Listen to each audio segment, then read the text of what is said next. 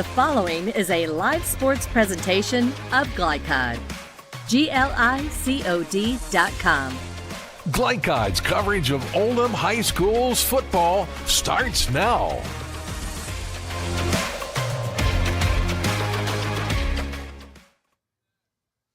The curtain rises on the state high school football playoffs in Kentucky, and tonight on Glycod, it's one of the more even opening round matchups. Oldham County and Fern Creek from Louisville. It's playoff football, and welcome to Veterans Memorial Stadium. Chris LeBar along with former U of L Cardinal Marty Lowe. It's great to have you with us. 9 weeks ago, these two teams met, and only 1 point separated them. What do you expect here in round two? Close game. I mean, with everything being that close, 1 point, defenses are pretty similar, about 3 points apart as far as what they're giving up, offenses as well. So I expect nothing but a big contest, between these two, and it's playoffs. For Oldham County, Miller Brown is such a complete player. He's done everything for this team this year. Yeah, it's been strong, really both sides of the ball. I mean, having to tote both sides, every week in and week out. You got to be pretty banged up at this point, but, with playoff football coming up and what he's done and the player of the year, all that great stuff, everything's good, looking good for Oldham County. Colonels have lost 3 straight, but a gallant effort on the road last week at North Oldham. What can they take as a positive from that game? Well, I mean, anytime you get into that rivalry game like that as well, I mean, it's going to be tough, so 7 points, you're three games that lost, but right now it's one game you go home or one game you keep playing over. So that's the biggest part. If I'm playing this game, that's all I'm playing is one play at a time. And for Fern Creek, defense has led them all season long, but it let them down last week. Gave up over 300 passing versus Cal. How did they get that cleaned up? Well, you think Christian Academy, they throw the ball well. They've done well with the quarterbacks that they've had too. So, watching that film and trying to make those corrections, but it's been a long season. So, game in and game out, that defense, second in 6A right now, behind Trinity. So, they've played well, one game let down with that, but whole new game, a team they've already seen, 1 point loss. So, anything can happen. Should be a fantastic matchup. The winner gets the survivor of Trinity and Southern. We'll step aside. More coverage right after this pause from Glycod. For dependable, friendly heating, cooling, electric, and plumbing service, it's Kinzer & Kinzer, at 200 East Jefferson Street in LaGrange. Locally owned and operated since 1983. Call 502-222-0497. LaGrange Service Center is a professional automotive service center that aims to provide the highest level of customer satisfaction. Their team is dedicated to performing honest and ethical work. Their experienced technicians make affordably priced immediate and scheduled repairs. Plus, they offer 24-hour emergency roadside assistance and much more. Located at 409 West Jefferson Street, or call 502-222-1673. LaGrange Service Center.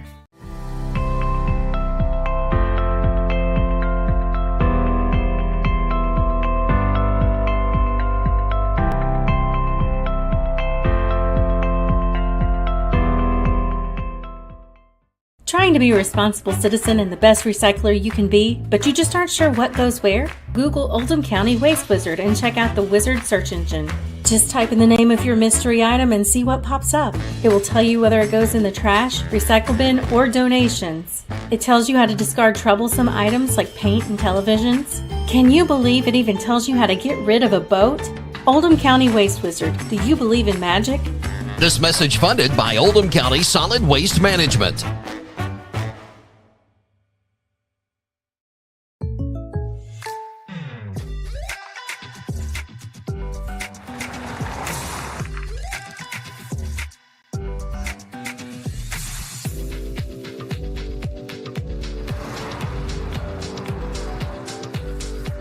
For your surprisingly great rates, contact your local State Farm agent today. If you want the real deal, call State Farm agent Leslie Gilly in Crestwood today. Like a good neighbor, State Farm is there. Only your locally owned Cub Cadet dealer has genuine parts, accessories, trained service technicians, and the widest selection of innovative Cub Cadet products. We're here for you whenever you need us, with expert service and support to keep your equipment running at peak performance for years to come. Visit your locally owned power equipment dealer, Anderson Sales and Service in Madison, Crestwood, and our newest location at 1675 Waterson Trail in Louisville. This edition of Coach's Comments is brought to you by Anderson Sales and Service in Crestwood, making your life easier with quality products and quality service. Find out more at andersonsales.com. Welcome back to Fern Creek High School. Coach Little of Oldham County joins me, and Coach, certainly a big ball game tonight, a team you're very familiar with. How would you assess this matchup, round two? Yeah, I think it's a long-standing, thing known in the coaching world that it's hard to beat a good team twice. And, so we've been talking about that a lot this week. And, Fern Creek has consistently got better week in and week out this year. Been really impressed with their staff and Coach Abel over there. I've always admired what he's been able to do at Fern Creek since taking that job. And so, for us, it's about, can we play consistent, mistake-free football? And, I think overall, both teams match up pretty well across the board. So I'm excited to see how this plays out. A thriller last week in the loss at North Oldham. Boy, you guys scored a bunch of points, couldn't hang on late. Is that something that you put in the rearview mirror, or have you tried to learn from that here into the playoffs? Yeah, I talked to the team and I just said, going into the playoffs is a different mentality. And, during the season, you really preach week by week and doing all the right stuff. But, when you get to the playoffs, I kind of told them, I'm like, listen, everything we've done the last 11 weeks has been more so a warm-up for the playoffs. And, what lessons have you learned and how can you put them into this game? What situations or scenarios do we get into that, hopefully we've been in those situations before and we're able to have the right outcome. And so, looking at the North game last week, I was really proud of our kids. They kept fighting, and it's just one of those games that came down to, who had the ball, at the end. And so, sometimes you win those, sometimes you lose those. And so, kind of put the heartache to the side and look at the actual scheme and what did we do really well? Were we in the right positions? And kind of go from there. This is a team this year, your mantra, Coach, was reducing the gap, right? Closing the gap. How do you feel like, you've done here as you try to reduce the gap between Trinity, Ballard, and those teams?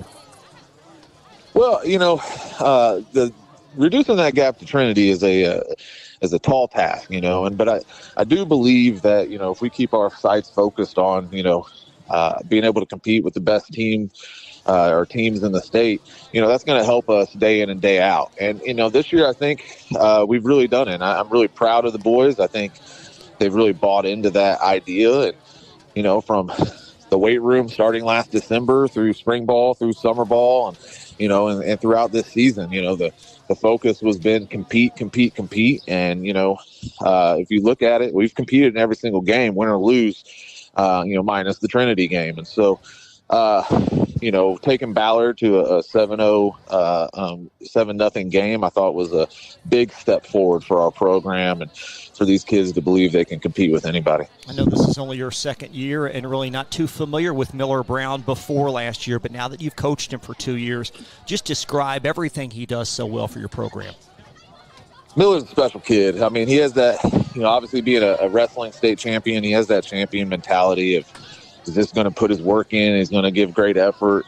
I was really happy this week. He was voted on by the district coaches as the District 5 Player of the Year.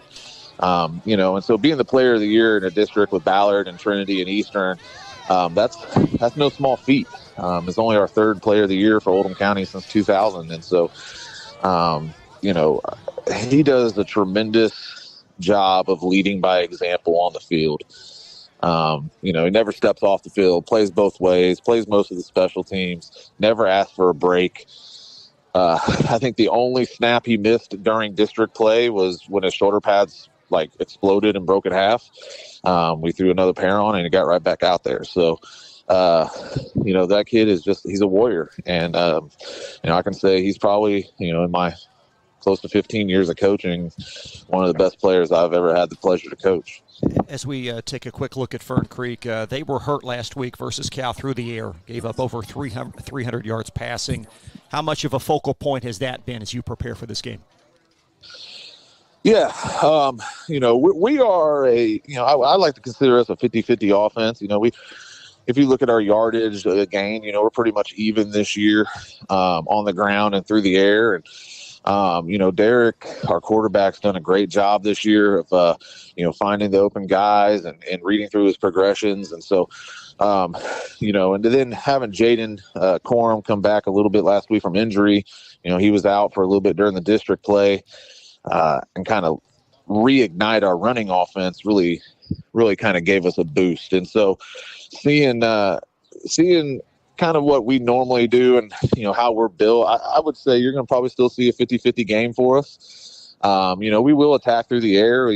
Fern Creek's going to most likely play a one high safety against us. And so, we'll find ways to attack that. And I definitely watched the Cal film. There's definitely some things I can learn from Cal and that we will incorporate this week. Well, Sean, being district coach of the year, that's no small feat as well. Congratulations on that and a great regular season. I appreciate that. Thank you very much. Head coach Sean Little will be right back after this. Founded in 1910 in the Ohio Valley region, German American Bank has been raising the standards in banking and wealth management for over a century. Big enough to provide the conveniences of modern banking, yet small enough to care about the people and communities we serve. Because we believe that when a community thrives, its people prosper. We're lending more than money. We're lending a hand. German American Bank, building our community together. Proud supporters of Oldham County High School's athletics. Robin Lawson and Financial Solutions Incorporated have been recognized over a dozen times as Oldham County's best financial planner. Robin and his team provide individuals and small businesses the tools needed to achieve their financial goals because they care not just about the result, but also the process. Visit their office in LaGrange at 309 West Jefferson Street or learn more online at oldhamfinancial.com. Financial Solutions Incorporated. Clarity for your financial future. From tools and equipment to tips on finishing your project, see the helpful folks at Crestwood Hardware, your locally owned Ace Hardware store. Built on more than a century of service, Crestwood Hardware offers Oldham County's best and most convenient selection of products for your home, farm, or garden. Visit Crestwood Hardware at 6536 West Highway 22, phone 502-241-8491. And for rewards when you shop, download the Ace Hardware app. Are you a parent battling with raising your child in today's fallen world? You're not alone. The Operation Parent Handbook is your beacon of hope with info and guidance on social media, vaping, anxiety, and more. It's a resource that equips you with the guidance and conversation starters you need in your parenting journey. Use discount code KIDS at checkout to get 10% off any handbook. Visit operationparent.org to reclaim your confidence as a parent. Operation Parent, you've got this. When you need protection and peace of mind with superior service, contact Jay Hall at Insurance Associates in LaGrange. Choose from their range of policies that cover what you value most, including dozens of top-name insurance companies like Westfield. For more information and a free no-obligation quote, call 502-222-9558. Insurance Associates at 204 West Jefferson Street in LaGrange. Insurance for all areas of your life. Time matters, and when you need a fast and easy car wash, try Clementine's. Family owned and open 24 hours a day. Clementine's is a touchless wash that can make your car look as good as new in as little as 3 minutes. Visit them at Kroger Fuel Center at 2010 Highway 53 in LaGrange. Clementine's, a proud supporter of high school athletics and juiced by Thomas Car Wash. You're watching Oldham High School's football on Glycod. Back live at Fern Creek High School in Louisville alongside former U of L quarterback Marty Lowe. I'm Chris LeBar. It's great to have you with us. And Marty, hearing Coach Little talk about his Oldham County Colonels, this is a team that's made some strides this year. Yes, they have. I mean, as a program, I was just talking to some of their coaches before down on the field, just talking about the physicality of the program and how far they've come. And, they just preach competitiveness in the offseason, and, the kids bought into it. And you can see from week to week, I mean, they found different guys to do it, but the biggest part is up front, is what I've seen also with the games I've called. So, that's the biggest part to me that stands out. It's just that physical nature of a program that you have to have. 6-4, and they've got some credible losses, certainly losing to Trinity, lost to an improving Ballard team, and then both the South and North Oldham, two teams that have had very solid years as well. Yeah, they've been right there in those games. I mean, aside from Trinity, which, that's a whole different monster in and of itself. But in the games, they were there. They had chances, ones I've called and seen. I was there. And so, having the ability to overcome that and get to the point where you're at now, at 6-4, and, you've played this team already. So, there's familiarity. But with the playoffs, there's always, little wrinkles thing that get added. Once you get in here. But, knowing they were there in those games and kept plugging, kept making plays, and guys kept standing up, stepping up, that's the biggest part. Colonels 6-4 on the season. They lost 3 consecutive games. Fern Creek 5-5. We'll talk in more depth about the Tigers in the upcoming segment. Tonight's weather forecast is presented by our great friends at Kinzer & Kinzer. They're located at 200 East Jefferson Street in LaGrange. They deliver clean, comfortable air. Again, thank you, Kinzer & Kinzer. And it is perfect football weather tonight. Temps in the low 50s, chilly and dry. And Marty, for November, this is perfect for high school football. It's really uncanny. I mean, just I've had a few homecoming games, and now you come to a playoff game in November, and the weather's been beautiful most, if not all. So even to sit here early November, and the thing's up, and we can see out on the field, and not too cold, not too hot. The fall, you can see us right around the corner, although it should already be here. But beautiful, wonderful for a playoff game. Fern Creek, coached by head coach Josh Abel. He is also a district coach of the year, and he'll join us next for his pregame thoughts. You're watching Playoffs Round 1 live from Fern Creek High School on Glycott. Time matters, and when you need a fast and easy car wash, try Clementine's. Family owned and open 24 hours a day. Clementine's is a touchless wash that can make your car look as good as new in as little as 3 minutes. Visit them at Kroger Fuel Center at 2010 Highway 53 in LaGrange. Clementine's, a proud supporter of high school athletics and juiced by Thomas Car Wash. A lot goes into taking care of your property. You need equipment with more durability, versatility, and #1 rated reliability built in, like Kubota compact tractors that can do it all right, Z-Series mowers that deliver a quality cut, and the Sidekick utility vehicle built for hard work and fun at 40 miles per hour. Kubota equipment lives up to the highest standards. Yours. Visit your local dealer today.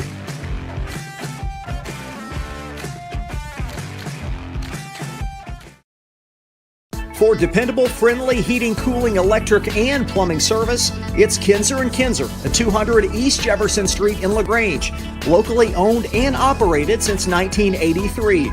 Call 502-222-0497. Looking to ease the stress of running a business? Then count on the accountants at Kelly King & Company. They offer a wide array of services, including taxes, payroll, and bookkeeping, while providing deep analysis and strategic guidance to help you make sound, smart business decisions. Contact Troy in Crestwood at 502-241-5656 or visit them online at kingcpa.net. Kelly King & Company, proudly serving and supporting Oldham County for generations and a dedicated partner to small business. LaGrange Service Center is a professional automotive service center that aims to provide the highest level of customer satisfaction. Their team is dedicated to performing honest and ethical work. Their experienced technicians make affordably priced immediate and scheduled repairs. Plus, they offer 24-hour emergency roadside assistance and much more. Located at 409 West Jefferson Street, or call 502-222-1673. LaGrange Service Center. Glycon on YouTube is Kentuckiana's fastest growing high school sports video site. When you click to subscribe, don't forget to tap the bell and be notified of our upcoming live broadcasts and other unique video content. Subscribe for free now at youtube.com/Glycon.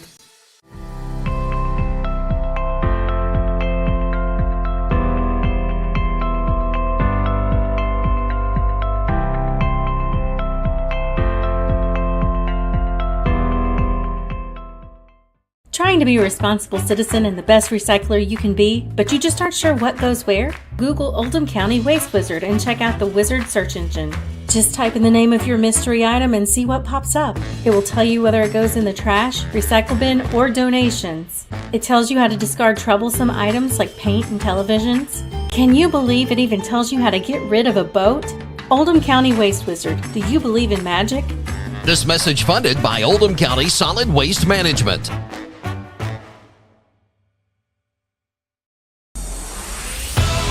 You're watching Oldham High School's football on Glycod. Well, Josh, certainly a big ball game tonight against an Oldham County team that you're familiar with as you've gotten ready for this matchup. Maybe chart how you've grown and how the Colonel's grown as you get ready for tonight. I feel like from our perspective, we've been a little bit more consistent on both sides of the ball. We've been more consistent in both individual play as well as team play. We've manufactured some more rhythm offensively than I think we were at that time of the year. You know, everybody goes through injuries and disciplinary issues and academic issues, and we've kind of adopted a philosophy to just kind of go with the guys that you can trust to play the entire season. And so that's what we've done. And that's kind of going to be the biggest difference, with us between the first time we played in week 3 versus this week. Oldham County, I think, has continued to get really good at what they've always done all year. They obviously have a couple guys that didn't play in the first matchup that, are back and healthy and ready to play this game. So we do anticipate a few wrinkles. Not sure what those would be. That's why we get a week to prepare. Josh, your defense is certainly something to behold. What has impressed you the most about this unit this year? We just fly around. We gave these guys a full spiel early in the season, and I told them flat out, like, you don't really have to be 6'4", 300 pounds to be good at football. You just got to try hard. That's some of the best players I've ever had are guys that just went out and gave full effort all the time. And that's what our defense does. They're full effort. They have fun. They're comfortable. So yeah, I think that's why they're such a joy to watch play. What's the confidence level that regardless of opponent, defense travels, as they say, that you can be in any game regardless of who you're playing? 100%. I mean, that's part of our identity, right? Like we've taken pride in that. As long as I've been a head coach, that's always been we've been a defensive first philosophy, and for the most part, barring maybe 2 or 3 guys in my 10 years of being here or 11 years of being here, we've always made sure our athletes play defense. And like you said, that's why I know the popular thing nowadays is to go out there and try to outscore your opponent. I'm just a little too old school for that. We want to play some old school ball. You got to earn your points. And that's just our philosophy. Your offense averaging 25 points per game, but clearly behind the defense. How do you maybe jumpstart that side of the ball? We'd like to manufacture a turnover or 2. That I think that will get us going. We've talked about how offense needs to feed off defense and vice versa. Field position has been big for us. The games that we win the field position battle, we typically perform well, and not necessarily just in wins and losses, but we are glued together a lot better when special teams is involved in the point of flipping a field position. So just kind of trying to preach the team ball aspect. We feed off you, you feed off us kind of deal. Congratulations, District Coach of the Year. What did that mean to you when you found out this week? I'm not big on the individual recognitions. I get a little awkward and dismissive about that stuff. More importantly to me, and what I don't know how many other guys will tell you this, a Coach of the Year award really needs to be a Staff of the Year award. I can't do what I do without my staff, and I love the staff that we've put together here. This is our second season together with no major changes throughout the year. We're together. We communicate. We're a unit. We hang out with each other. I'm just really proud of the staff because I tell people all the time, I don't coach a team. I run a program. And I really believe in that. And you can't run a program without, qualified, committed, reliable adults that are good for kids to be around. And I know Sean Little also won District Coach of the Year. What do you like best about what he's done this year? He's got a real good swagger about him, and I think his kids reflect him. I knew him a little bit as an assistant when he was at Ballard with Coach Morton. Coach Morton's been a long-time buddy, and there's a lot obviously that Coach Little has taken from Coach Morton and how he runs his program. And Coach Morton's a great coach and obviously established something at Ballard, so why not, right? So I've admired what Coach Little's done and kind of how he's made that team kind of adopt his identity a little bit. Good luck tonight, Josh. Thank you. Appreciate you. We'll be right back. Thanks. From tools and equipment to tips on finishing your project, see the helpful folks at Crestwood Hardware, your locally owned Ace Hardware store. Built on more than a century of service, Crestwood Hardware offers Oldham County's best and most convenient selection of products for your home, farm, or garden. Visit Crestwood Hardware at 6536 West Highway 22, phone 502-241-8491. And for rewards when you shop, download the Ace Hardware app.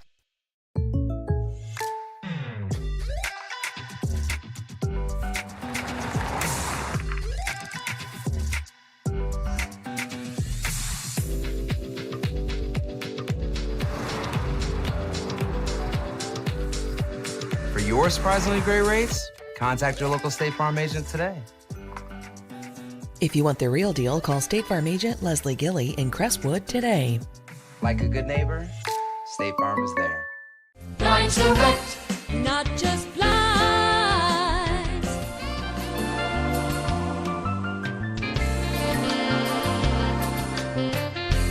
Blinds Direct, not just blinds. Founded in 1910 in the Ohio Valley region, German American Bank has been raising the standards in banking and wealth management for over a century. Big enough to provide the conveniences of modern banking, yet small enough to care about the people and communities we serve. Because we believe that when a community thrives, its people prosper. We're lending more than money. We're lending a hand. German American Bank, building our community together. You cannot depend on Beth to choose the best meal to go. Is that soup? No, thank you. But you can always depend on her car starting because she has an Interstate battery, outrageously dependable. Come by Interstate Batteries, 1510 Production Road, Jeffersonville. Proud supporters of Oldham County High School's athletics. Robin Lawson and Financial Solutions Incorporated have been recognized over a dozen times as Oldham County's best financial planner. Robin and his team provide individuals and small businesses the tools needed to achieve their financial goals because they care not just about the result, but also the process. Visit their office in LaGrange at 309 West Jefferson Street or learn more online at oldhamfinancial.com. Financial Solutions Incorporated. Clarity for your financial future. When you need protection and peace of mind with superior service, contact Jay Hall at Insurance Associates in LaGrange. Choose from their range of policies that cover what you value most, including dozens of top-name insurance companies like Westfield. For more information and a free no-obligation quote, call 502-222-9558. Insurance Associates at 204 West Jefferson Street in LaGrange. Insurance for all areas of your life. You're watching Oldham High School's football on Glycod.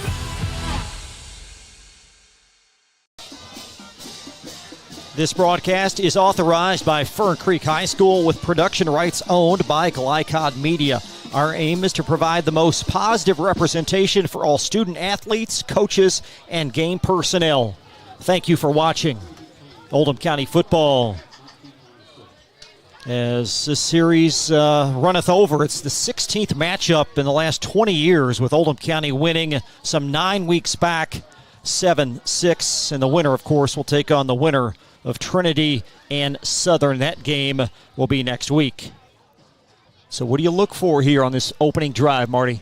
Setting this pace, setting the tempo right this with Oldham County's offense. They got Coram back, healthy from, a few weeks back. You kind of got rolling again. So you got Brown and Coram back deep, ready to roll. And we'll see who's going to set the tone early and see how this little playoff game plays out. Should be one of the more even opening round matchups. Patrick Carr will punch it and dug out by Coram on the pinball. He doesn't know where that football is, and that ball is loose down inside the 10-yard line. And it will be Colonel football. Luckily, had people working towards the ball, but it's, I've always seen a few games out here, okay? It's pretty dark out here on this field a little bit, but he couldn't find that thing for anything. I know it's brown, everything mixed in with the grass, I guess, but spun around. Luckily, had somebody working towards it. That could have been detrimental early.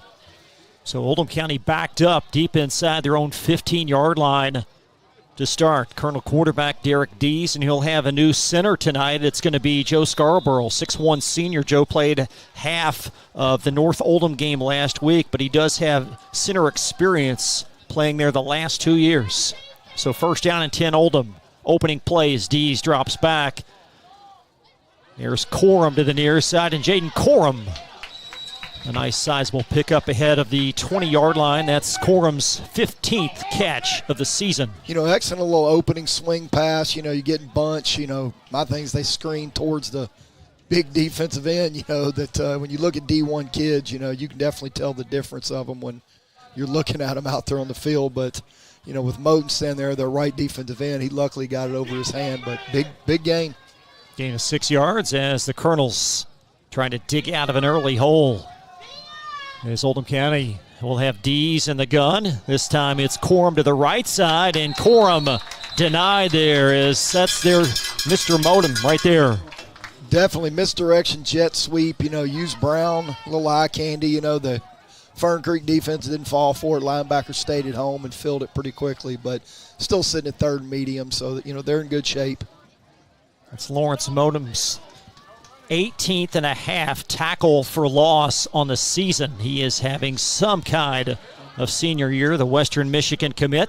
Well, he looks like a man amongst boys out there, that's for sure. Third down and 5. Colonel's opening drive of the game. As Dees on the near hash, and Dees out of the pocket. Nice pass. That's Keitlinger on the catch, and a first down up to the 31, and a pickup of 11. You get a middle linebacker blitz. They pick it up really well, especially for the first blitz of the game. Pick it up well. Dees does a good job sliding his feet.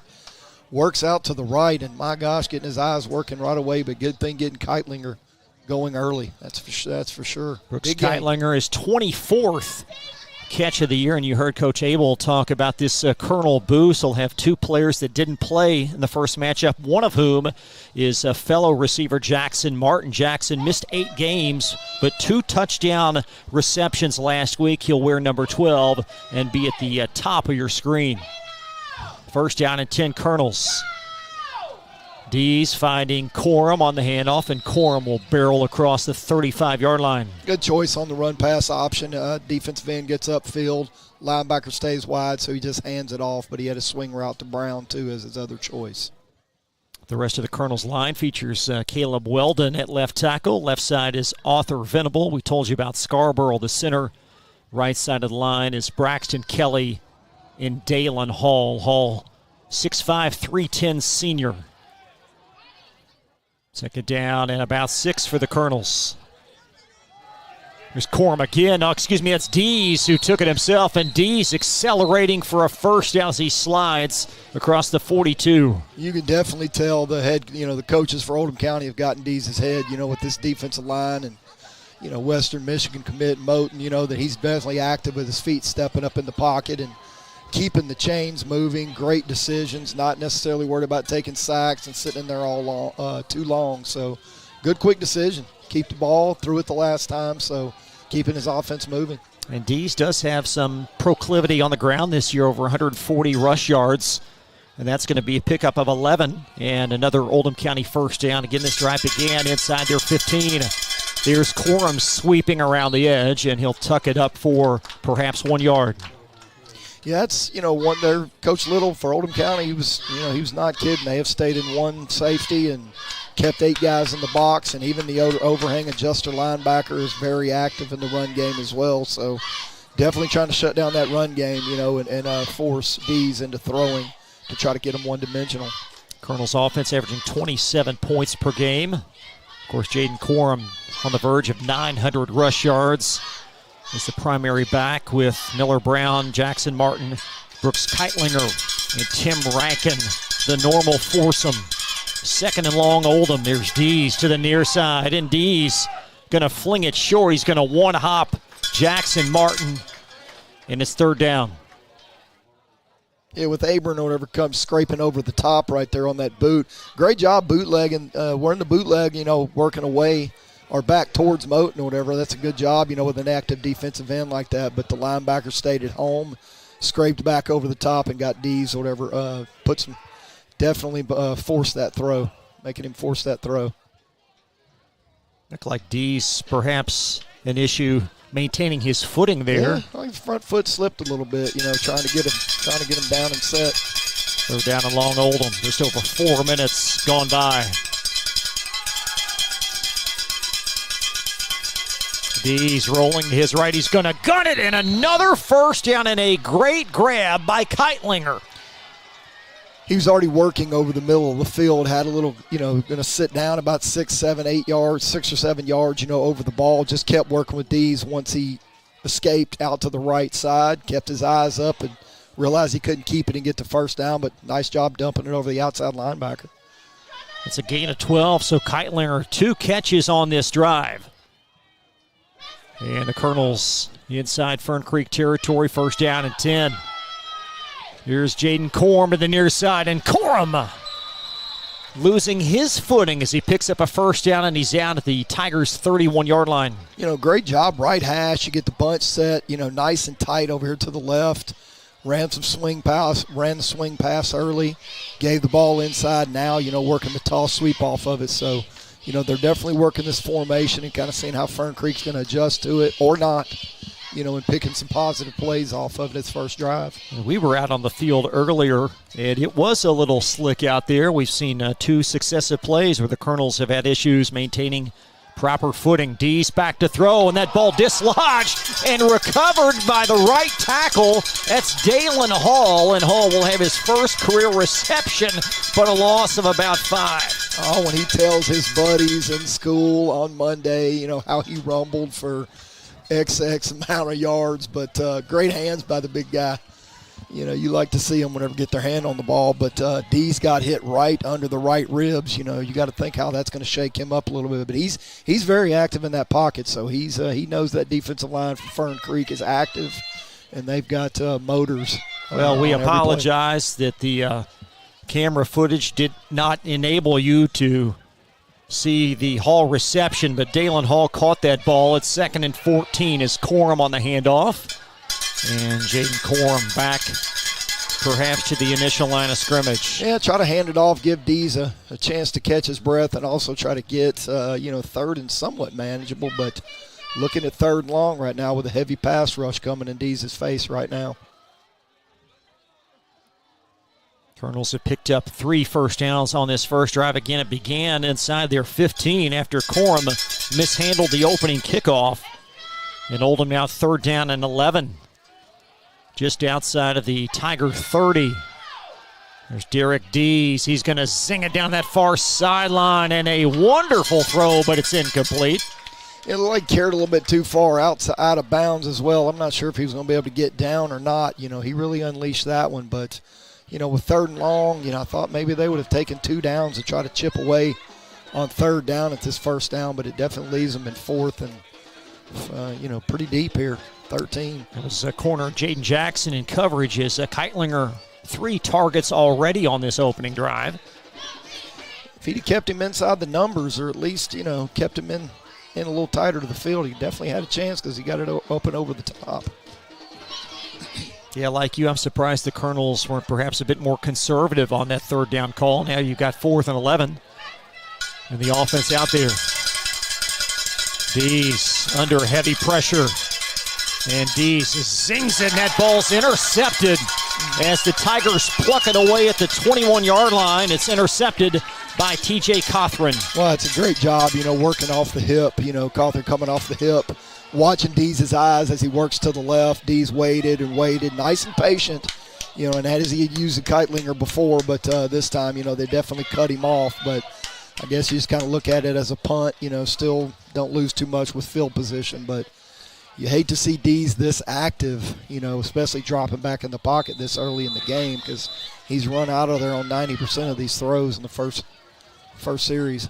Fern Creek Tigers offense averaging 25 points per game. Senior quarterback Caleb Passmore is in the shotgun. He's going to dump it out in the flat, and that ball is caught for a few yards across the 25 down to the 28-yard line.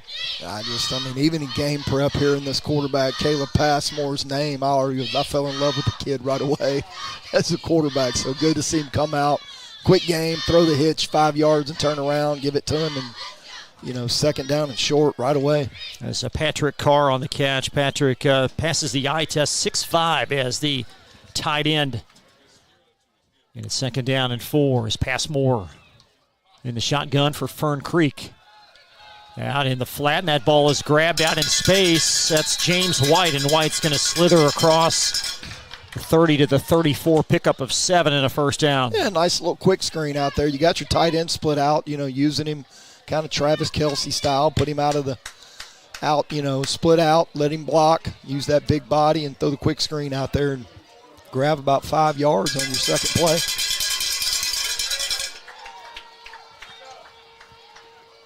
Tigers will rotate several backs in the running game between Kaishawn Young, T.J. Cothran, and now Passmore on a scramble and run, and he's going to twist for about 7.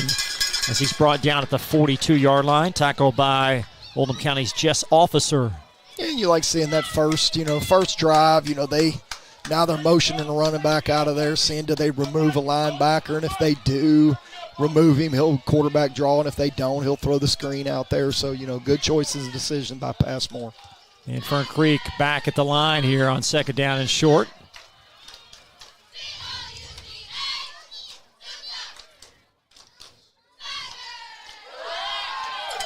Yeah, some flinching there on the left side, but no penalty as Passmore back to throw, and Passmore twisting. Looks like he's about a yard short. Yeah, there's a lot first down. A lot of tattletaling on that one, but didn't call the penalty.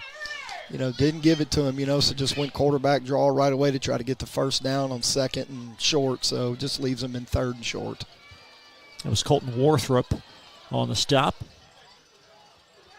Third down and a long one.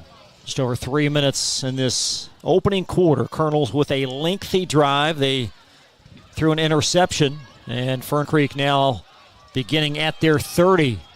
Up the hill, fourth down, and check that, third down and 1. High snap to Passmore, and Passmore's going to shift it across, and a big first down up to the 49, and a pickup of 6. Yeah, they're continuing to split them out, and, they continue to keep the box pretty light, so, leaving it open for quarterback runs. Now Oldham County's starting to move the field side safety down in the box, worried about quick screens, swing strings that are coming out there. So, definitely adjustments trying to get people, in the angles, to run down these screens if they're going to toss them out there. But quarterback runs are definitely open. First down and 10 is Fern Creek. Handoff up to about the Oldham County 48. I like the quick hitters. That's just turn a hand, try to get push up the middle, and you get 3 yards out of it. So there's nothing wrong with that on a first down call. That's T.J. Cothran. He's the most versatile of Fern Creek's running backs. Cothran on the season Nearly 400 receiving yards and almost as many rush yards.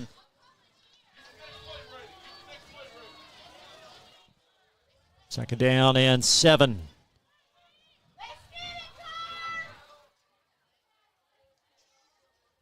Tribute in motion as Passmore back to throw. A screen pass and a wonderful catch by Cothran, and an even better throw.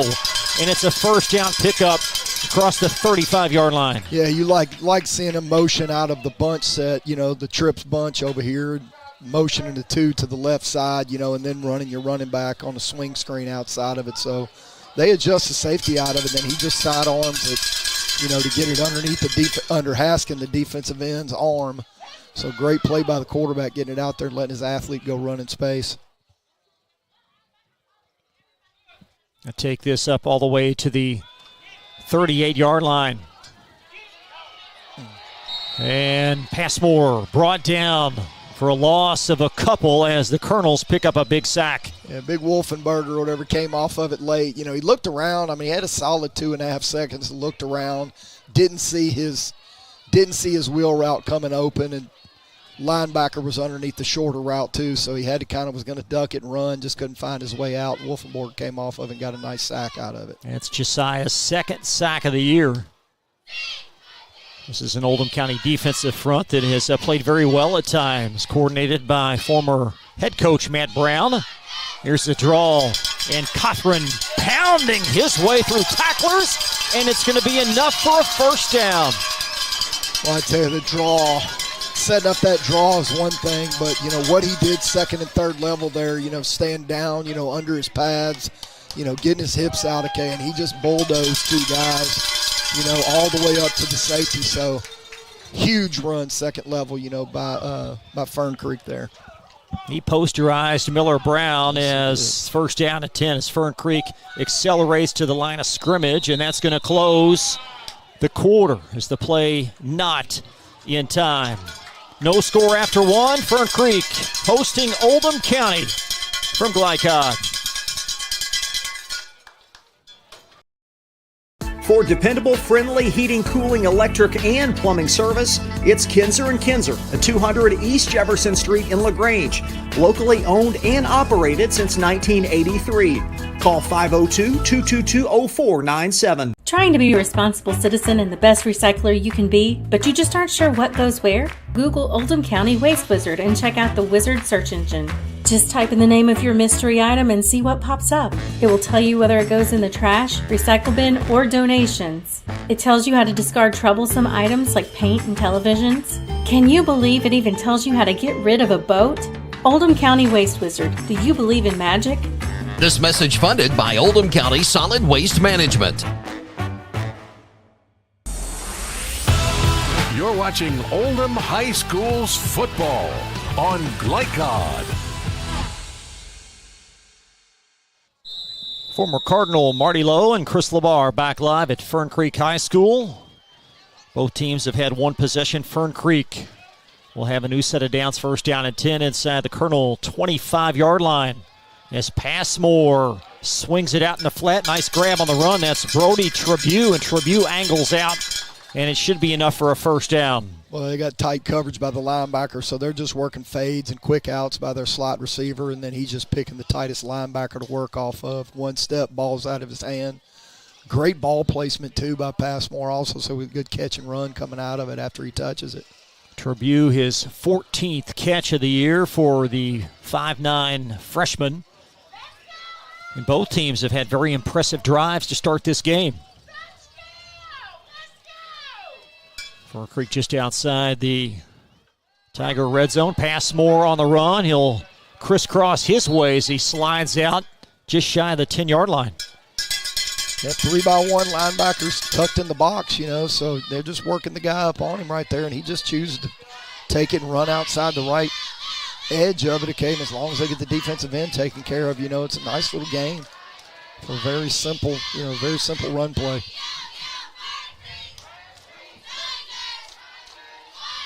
Tigers offense coordinated by Justin Brown. And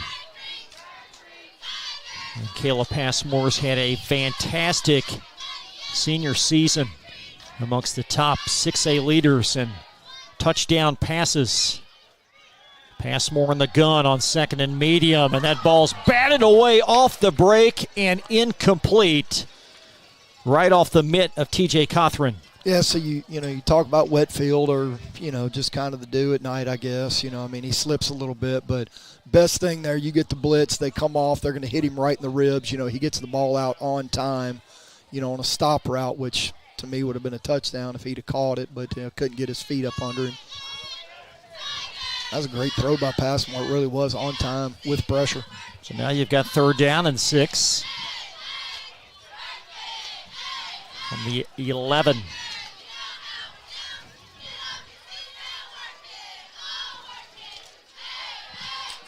Passmore back to throw, swings it across, and it's batted away and incomplete.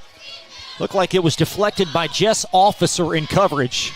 Definitely. I love that name as well. But, Officer did a great job reading his eyes. He looked inside, stayed inside with his eyes instead of off center pushing out, to the curl flat. Stayed in there, was able to get his hand on the ball, before he snuck it into the receiver on the seam post. So now you've got 4th down and 6, and this is going to be a 28-yard field goal try for Patrick Carr, who's 2 of 4 on the season. Hold is down, and Carr's kick is angled up and through. Oh, big tight end booting it through, early. Pulling double duty here. So Fern Creek on the board. A short field goal will step aside Oldham County football right after this pause. Lines are wet, not just blinds.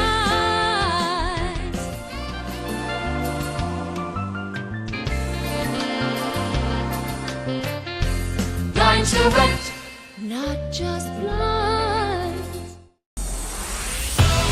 You're watching Oldham High School's football on Glycod. Patrick Carr, 28-yard field goal as Fern Creek on the board. 2 very lengthy possessions in this game. Oldham County possessed it for about 7 minutes in the opening quarter. And then Fern Creek for nearly the same amount of time. I like the energy. Fern Creek's energy on offense right there, that possession. I know they only got a field goal out of it, but I really like their play call and their energy coming out. TJ Cothran with some big plays on that drive. Ensuing kickoff dug out by Corum, and Corum with a head of steam as he spins across the 30-yard line. I thought he was going to squeak through there for a minute there. You could tell him accelerating. The hole was open right there between the hash and the numbers. Luckily got a hand out and got him down, but decent little field position to start out outside the 30. You just get the sense these two teams very evenly matched. Yeah, talking to, some of the alumni for Fern Creek that I know, that, Matt Fowler and Brittany Mazingo, those guys out there, they just looking forward to this home playoff game. That's what, came from talking with them. Great people. Wonderful hospitality here. Troy Johnson, athletic director at Fern Creek. It's a pleasure to be here for the playoffs. Here's Corum on the hand, and Corum, he is stacked up. No gain. That formidable Fern Creek front. Well, that defensive line, the linebackers they filled in a hurry, that's solid. There was just no push whatsoever, playing on the other side of the line of scrimmage. So excellent right there on a first down call. So, definitely look for some. If they get a first down, look for that next first down call. It'll be a little play action to kind of hopefully negate some of that. They're going to find a better way to run the ball. I got Travis Moten, the defensive end. Aiden Josiah on the other side, and then William Moore's the nose man. It's 2nd and long. As D's now against the terrain, and he is sacked. A big loss as the Fern Creek Tigers sack. That's Darius Woodford. So rolling out now to that bunch set to the left, rolling a right-handed quarterback to the left, and you got the big defensive end Moten out there that's really setting the edge, forcing him to sit down, and then you get the defensive end and the left tackle, which doesn't give him a lot of time to be able to get out of there, so he couldn't even get his eyes upfield. That's a large defensive end in the passing lane. Loss of about 7. So the Colonels going the wrong way here. 3rd down and long. From inside their 15-yard line. Dees dumps it on a screen, and Corum blasted and brought down for a negligible gain. That's great energy. I mean, I know it's a third down. It's not necessarily a give-up call, but, it's safe. It's nothing wrong with punting. It's only 3-0, but, great job, pursuing by that Fern Creek defensive front and their linebackers. They're athletic. They're really, really athletic, and fast getting to the ball. Great motors on all of them. Jack Robson to punt for the Colonels. And the game's first whistle.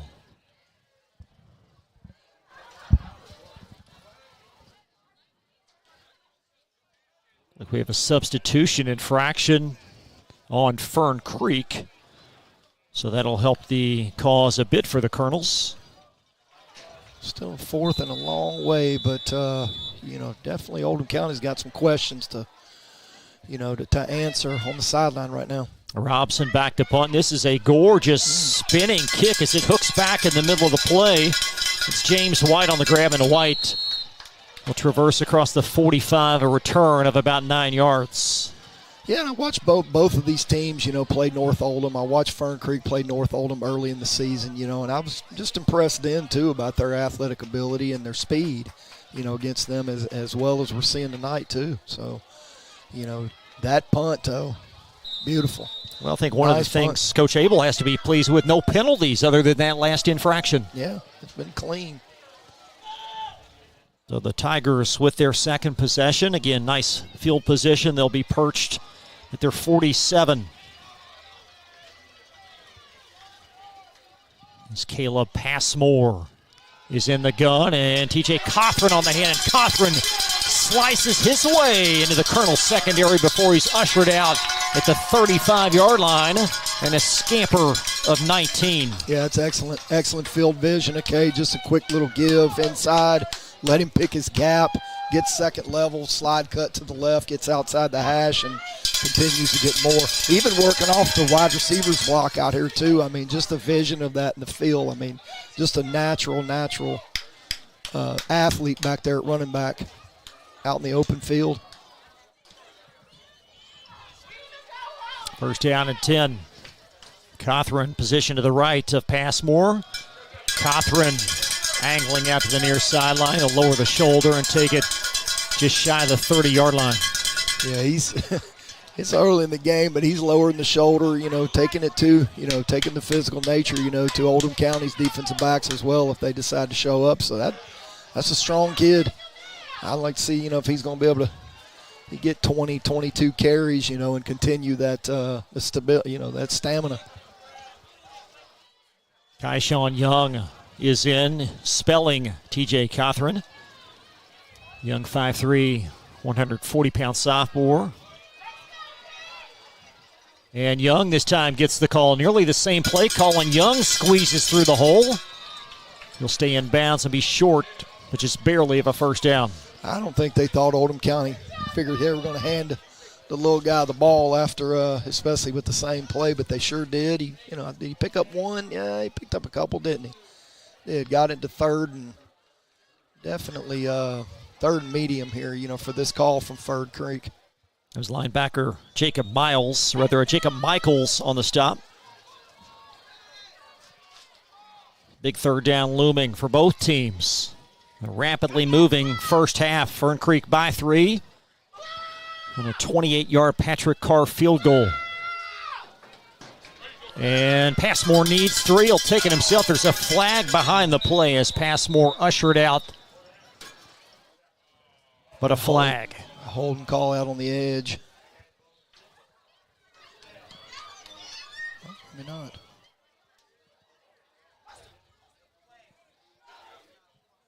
See if we get a picture of the white hat here. And it will be against Fern Creek. The white hat's to the right. But it will be an infraction. There he is. An infraction against Fern Creek. Be a 10-yard mark off, and that's really going to negate a couple of big plays. Definitely, sitting at 3rd and 12, 3rd and 13. It's not really the position they want to be in too often, but, I think they definitely have 2 downs here to work with this. Patrick Carr now to the top of your screen. He is their leading receiver on the year, the big 6'5 senior, 31 grabs. Third down and long. As Passmore zings it across, and a nice grab. That's Brody Tribune for the second time, and he's just short of a first down. Nice concept on a third down call with it being long to chip away at it. I mean, you have a little Hank concept where they sit, outside guy sits down on the hash, and then you swing the guy wide.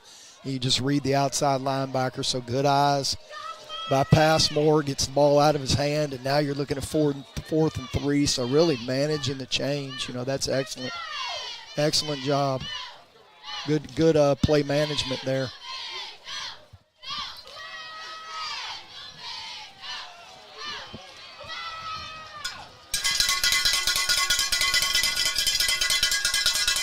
High snap. TJ Cothran gets the call. Needs 3, and he squeezes through the hole, and that will net a first down. I tell you what, pads out by him. You just get an inside zone play. Everybody's stepping left. Oh, we got an injury. Got an injured Fern Creek Tiger. Let's take one more look. That was a big call and a big play by Cothran to pick up the first down. Cothran gets his pads out. I mean, better than anybody I've seen this year as a running back. Good job getting his pads out, staying low to the ground, able to cut and move, second level. So he's definitely working with what they're giving him up front, and those guys are getting pushed. First down coming up. Fern Creek driving, leading 3-0 on Glycod. From tools and equipment to tips on finishing your project, see the helpful folks at Crestwood Hardware, your locally owned Ace Hardware store. Built on more than a century of service, Crestwood Hardware offers Oldham County's best and most convenient selection of products for your home, farm, or garden. Visit Crestwood Hardware at 6536 West Highway 22, phone 502-241-8491. And for rewards when you shop, download the Ace Hardware app. You're watching Oldham High School's football on Glycod. It's left guard Carrick Swearingen that is being aided off the field as Fern Creek picks up a crucial fourth down conversion. You saw him get rolled up on that left angle right there, and immediately, I think he was kind of stomping his heel into the ground. I thought it hurt a little bit more than that, but be doing that. But hopefully, he'll get tended to on the sideline. And big sequence in this game. Fern Creek leading by 3, driving, and they're going to have the football to start the second half as well. Yeah, they've really controlled these 2 drives. I mean, the energy play calls, getting the ball in their playmaker hands, and then, quarterback run really kind of centralizes everything too. Now you got 2 backs in the backfields. Passmore rolling to the left, slings it across the middle, and that ball's picked off. Who else? Miller Brown, his 6th of the season. Oh, goodness. Boy, he watches film on Monday or even tomorrow, he's going to hate that because, got so locked in, into the crosser, and he had a flat pass. I mean, not only 5-6 yards downfield that he could have gave it to him right now, and he would have probably caught it, ran up the sideline until he got tired of running, to be honest with you. So, I'm sure he's going to see that if they have, iPads on the sideline. I'm sure he's going to look at that and want to get it back. But great play, cutting in front of that throw by Miller Brown. Colonel's just dominant plays in terms of interceptions this season. Guys making play. It's their 16th of the year, number 1 in 6A, and a big sudden change. Both teams with an early pick. And that's Jaden Corum barreling forward for a few more. Yeah, he's close to breaking one. I mean, if he can get his pads down, a little bit, a little faster cut, I felt like he'd have got up second level. A lot faster than he did right there if he'd have just lower center of gravity. But just a little zone play to the right, a little bit of movement, but great 4-yard gain. Marty, the anticipation, the instincts by Brown, it just jumps off the page. It is. I mean, and seeing the quarterback's eyes, I mean, and being an offensive kid too, I mean, you kind of already have that awareness already as far as the route concepts that are coming at you. Gain of 4, second down and 6. Big drive here for the Colonels. There's Derek Dees and he's looking for Miller Brown. And Brown, a great catch across the 50 to the 48-yard line. Ooh. A pluck of 28. Oh, that's beautiful. Left corner sitting back there in left field, ready to intercept it, just sitting there thinking he's got it. Shorter left corner, too. Number 20 there for Fern Creek. Oh, goodness, it doesn't even have it listed. But Brown goes up, makes that play, and just snatches it away from him. But that's two right away. Early in the game, 2 big plays by Brown for his team. We missed it. Colonels back to action here on 1st down and 10, and there's Fern Creek for a tackle for a loss. Okay, so this comes really where you look at play calling. You got your Division I defensive end for Fern Creek, out there on the right defensive side. You've already tried to roll out into him, and now you're trying to tall sweep into him, and you're 0 for 2. So there's got to be some play calls where you're working away from that, or maybe counter back inside of him with that. But you're asking, your left tackle to do things maybe that are out of his realm. Loss of about 4 for the Colonels after the big 28-yard reception by Miller Brown. There's Dees. Dees going to float it to the far sideline, and a nice catch and skirt across the far sideline, just shy of the 40-yard line. That will be Brown again. Dees fell into that one on his RPO, his run pass option choice there. I mean, I think he wanted to hand it off and then realized, oh my goodness, it's too late. And Brown bailed him out over there on the stop route by the sidelines, but definitely got out of that, got him in 3rd medium. Gain of about 9, 3rd down and 5 for the Colonels. Just over 3 minutes and a very competitive first half. There's Derek Dees. He's looking for Keitlinger, and Keitlinger on the pinball. Cannot hang on. Yeah, and that's a great call. So you get one high, you get man free. So everybody's manned up underneath. One safety. You send the slot receivers, on your fades out to the numbers and hitch up the guys on the outside. Great read. Got it out a little bit too late, or maybe didn't really have to put as much on it, and he'd have definitely had him. But I believe if that had been Miller Brown, he'd got him snatched that one long before they were able to break it up. But Keitlinger or whatever's going, you think he's going to make that play 9 times out of 10. Well, now what do you do, Marty? Got over 3 minutes. You're on your side. Big risky play. Yeah, it's 4-4. I'm going for it right here.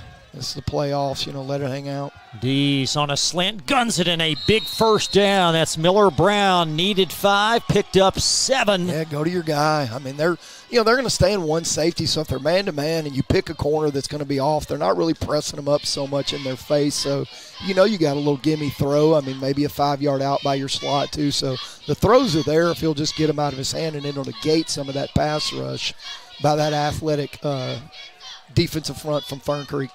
Brown has made 3 plays in the last 3 minutes that just jump off the page. There's a handoff. There's Corum navigating his way to the 2nd level, and a pickup of about 8 yards from 1st down. Well, you had James White, free safety for Fern Creek, coming downhill like a truck and met him in the hole. I mean, he got 8 yards, but he could have gotten a lot more than that if the free safety hadn't have filled that fast. That tunnel, once you get 2nd level, that tunnel starts to open up for that free safety. So he cut down that angle in a hurry.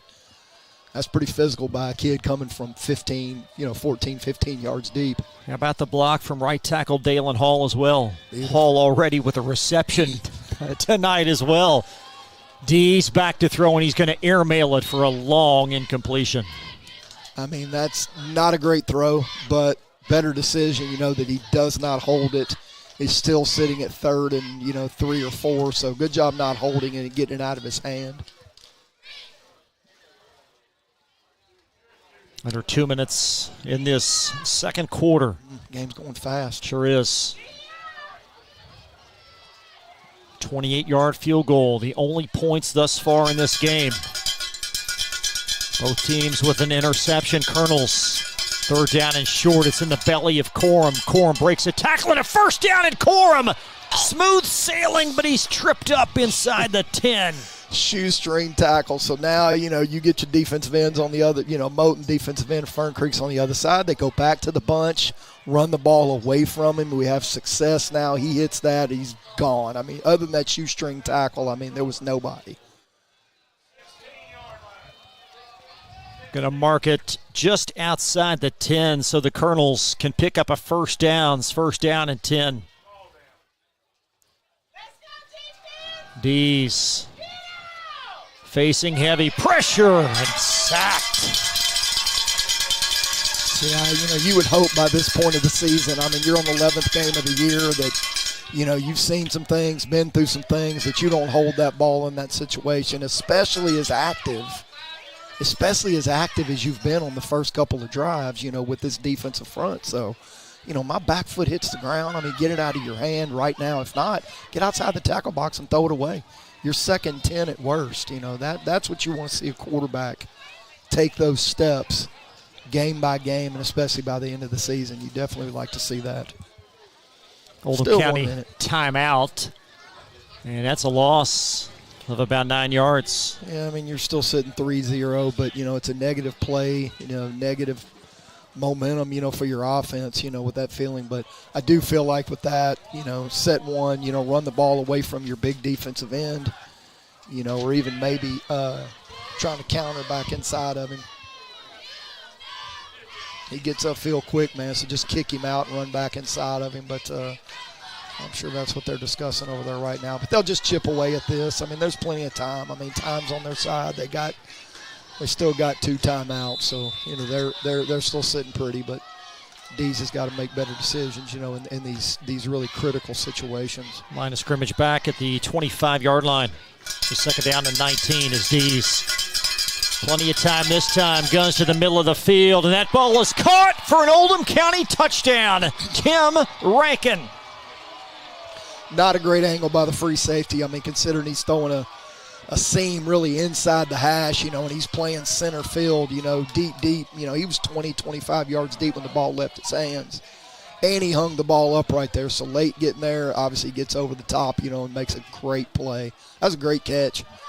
He caught it, snatched it, and turned around to protect it before he got hit by the corner coming over the top. Jack Robson on for the point after, and that one is through as the Colonels, after the Miller Brown interception, takes a 7-3 lead over Fern Creek. Tigers football right after this.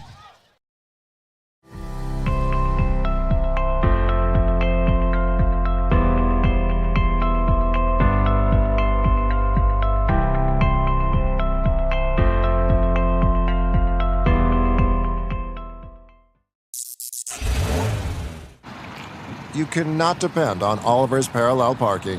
Hey, you got it, man! But you can always depend on his car starting because he has an Interstate battery.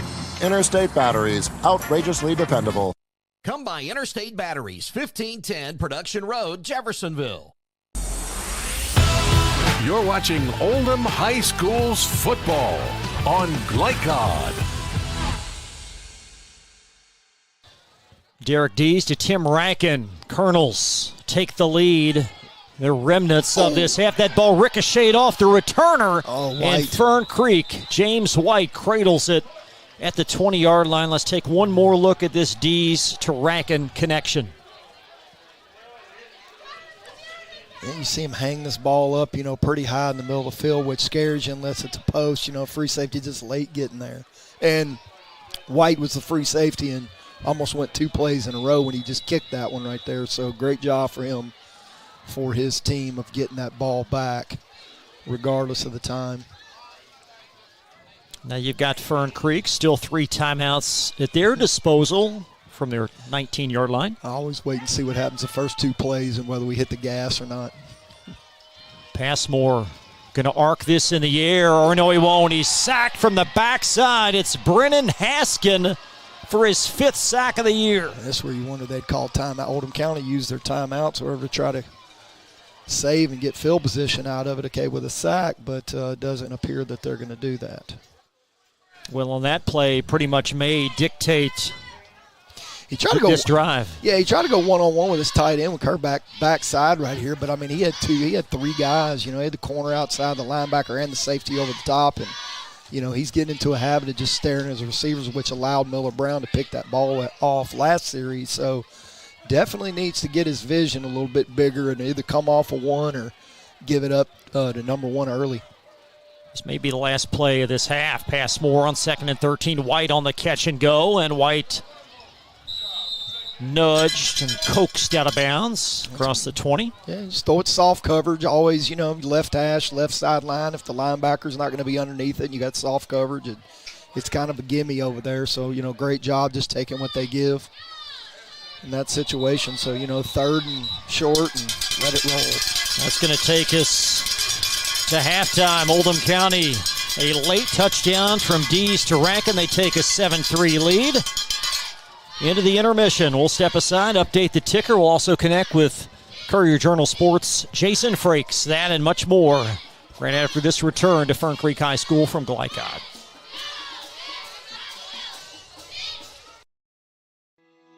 Are you a parent battling with raising your child in today's fallen world? You're not alone. The Operation Parent Handbook is your beacon of hope with info and guidance on social media, vaping, anxiety, and more. It's a resource that equips you with the guidance and conversation starters you need in your parenting journey. Use discount code KIDS at checkout to get 10% off any handbook. Visit operationparent.org to reclaim your confidence as a parent.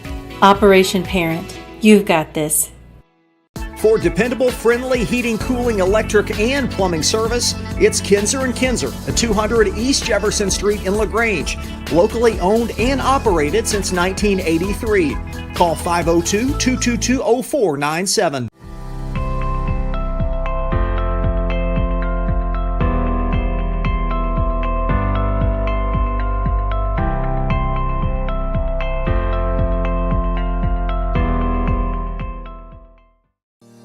Research has shown high school sports to be a great community influence. Join scores of local businesses that have partnered with Glycod in sponsoring live, hometown-oriented sports programming on our video and social media platforms. For more information, email info@glycod.com. Founded in 1910 in the Ohio Valley region, German American Bank has been raising the standards in banking and wealth management for over a century. Big enough to provide the conveniences of modern banking, yet small enough to care about the people and communities we serve. Because we believe that when a community thrives, its people prosper. We're lending more than money. We're lending a hand. German American Bank, building our community together. When you need protection and peace of mind with superior service, contact Jay Hall at Insurance Associates in LaGrange. Choose from their range of policies that cover what you value most, including dozens of top-name insurance companies like Westfield. For more information and a free no-obligation quote, call 502-222-9558. Insurance Associates at 204 West Jefferson Street in LaGrange. Insurance for all areas of your life. Only your locally owned Cub Cadet dealer has genuine parts, accessories, trained service technicians, and the widest selection of innovative Cub Cadet products. We're here for you whenever you need us, with expert service and support to keep your equipment running at peak performance for years to come. Visit your locally owned power equipment dealer, Anderson Sales and Service in Madison, Crestwood, and our newest location at 1675 Watterson Trail in Louisville. Time matters, and when you need a fast and easy car wash, try Clementine's. Family owned and open 24 hours a day. Clementine's is a touchless wash that can make your car look as good as new in as little as 3 minutes. Visit them at Kroger Fuel Center at 2010 Highway 53 in LaGrange. Clementine's, a proud supporter of high school athletics, and juiced by Thomas Car Wash. Trying to be a responsible citizen and the best recycler you can be, but you just aren't sure what goes where? Google Oldham County Waste Wizard and check out the Wizard search engine. Just type in the name of your mystery item and see what pops up. It will tell you whether it goes in the trash, recycle bin, or donations. It tells you how to discard troublesome items like paint and televisions. Can you believe it even tells you how to get rid of a boat? Oldham County Waste Wizard, do you believe in magic? This message funded by Oldham County Solid Waste Management.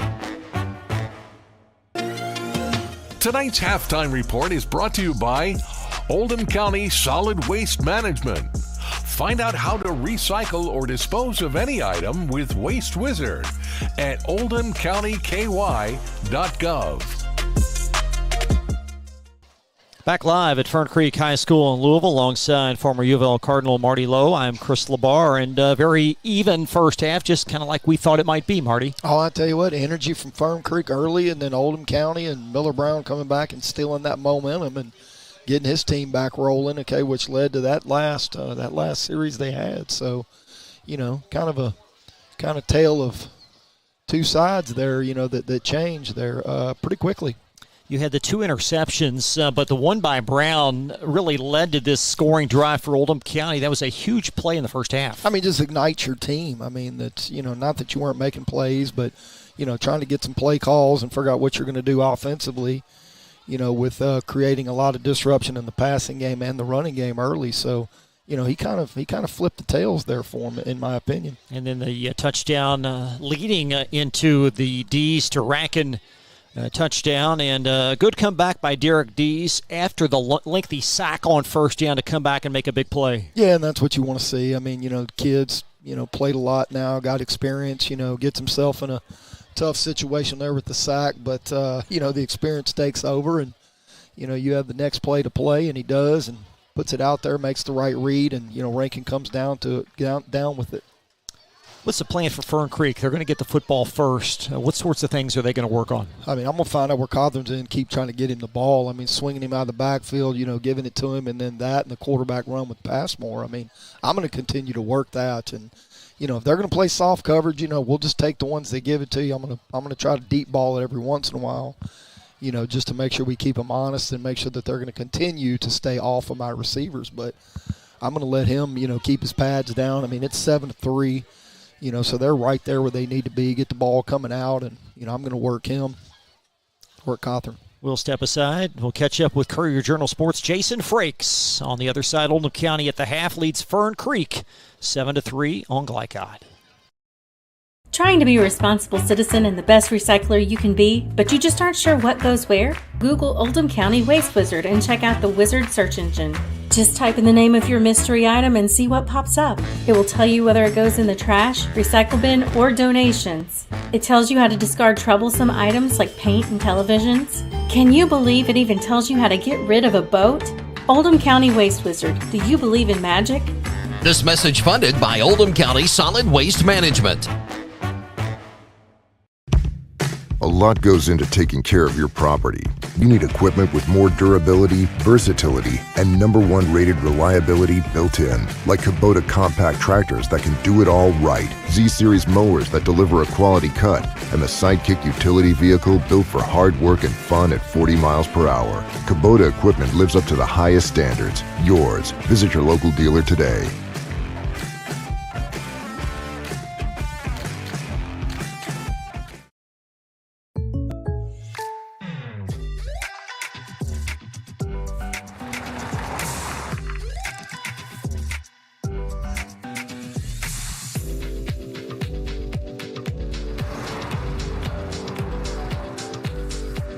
For your surprisingly great rates, contact your local State Farm agent today. If you want the real deal, call State Farm agent Leslie Gilly in Crestwood today. Like a good neighbor, State Farm is there. Proud supporters of Oldham County High School's athletics. Robin Lawson and Financial Solutions Incorporated have been recognized over a dozen times as Oldham County's best financial planner. Robin and his team provide individuals and small businesses the tools needed to achieve their financial goals, because they care not just about the result, but also the process. Visit their office in LaGrange at 309 West Jefferson Street, or learn more online at oldhamfinancial.com. Financial Solutions Incorporated. Clarity for your financial future. Looking to ease the stress of running a business? Then count on the accountants at Kelly King & Company. They offer a wide array of services, including taxes, payroll, and bookkeeping, while providing deep analysis and strategic guidance to help you make sound, smart business decisions. Contact Troy in Crestwood at 502-241-5656 or visit them online at kingcpa.net. Kelly King & Company, proudly serving and supporting Oldham County for generations and a dedicated partner to small business. LaGrange Service Center is a professional automotive service center that aims to provide the highest level of customer satisfaction. Their team is dedicated to performing honest and ethical work. Their experienced technicians make affordably priced immediate and scheduled repairs. Plus, they offer 24-hour emergency roadside assistance and much more. Located at 409 West Jefferson Street, or call 502-222-1673. LaGrange Service Center. You're watching Oldham High School's football on Glycod. Halftime at Fern Creek High School in Louisville, 7-3. Oldham County leads Fern Creek Tigers. I'm with Jason Frakes, as always, when we see him on the Courier-Journal Sports Beat. And we talked last week about some of the even first-round matchups, and this certainly appearing that way again. Yeah, for sure. 7-6 in the regular season. Figured this was going to be a low-scoring, tight game, and it is. You look at the stats, pretty even. They both got a chance. Oldham County got 7, and Fern Creek had to settle for 3, and that's the difference. For this Colonel program, I think win or lose, it's been a step in the right direction this year. Yeah, the program hasn't won a playoff game since 2020, so, looking for their first one. They got off to a really nice start, 6-1. Could have been 7-0. They played South Oldham really tough, and then, ran into some, tough district opponents and kind of sputtered into the playoffs. But Sean Little's done a good job, and he's got a nice team. What do you make of this Fern Creek team, especially their defense? Yeah, their defense, Travis Moten is he's a problem. He leads the state in sacks. We're kind of seeing him, do what he does tonight, getting some pressures, he's got a couple of tackles for loss, I believe. And, he's going to play in the MAC at Western Michigan, and you kind of wonder, could he have gone higher? Because he looks like a major college prospect out there. Well, and this, the way the college landscape is, just because you start somewhere, didn't know where you're going to end up. Very true, very true. What do you make of some of the other action coming in tonight here for round one? Well, we have another reporter at Ballard Bullitt East. I think is an interesting game. I haven't seen a score on that one yet, but I kind of expected that to be a tight battle, but.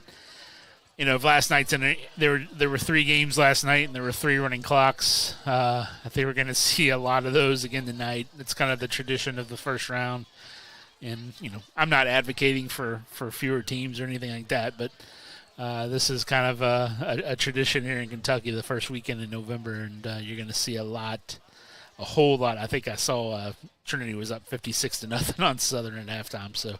You're going to see a lot of scores like that. Do you ever foresee the day in the short term where maybe the playoff structure is changed or reduced? I haven't heard much talk about that, at least in KHSAA quarters. There's a whole lot of talk about it outside of there for sure among coaches and fans and things like that. The one idea I've had that's been tossed around is instead of 4 teams from the district, take the top 3. And the number 1 team gets a first round bye. I guess the flip side to that is the number 1 team. Do you want that week off? Are you worried about getting rusty? And whoever wins that 2-3 game kind of coming in with some momentum. So there's probably going to be some opposition to something like that. But I think that would get rid of a lot of the 4 seeds who probably don't. Really belong in a playoff situation. You kind of get rid of a lot of those. You get rid of all the 1 versus 4 games.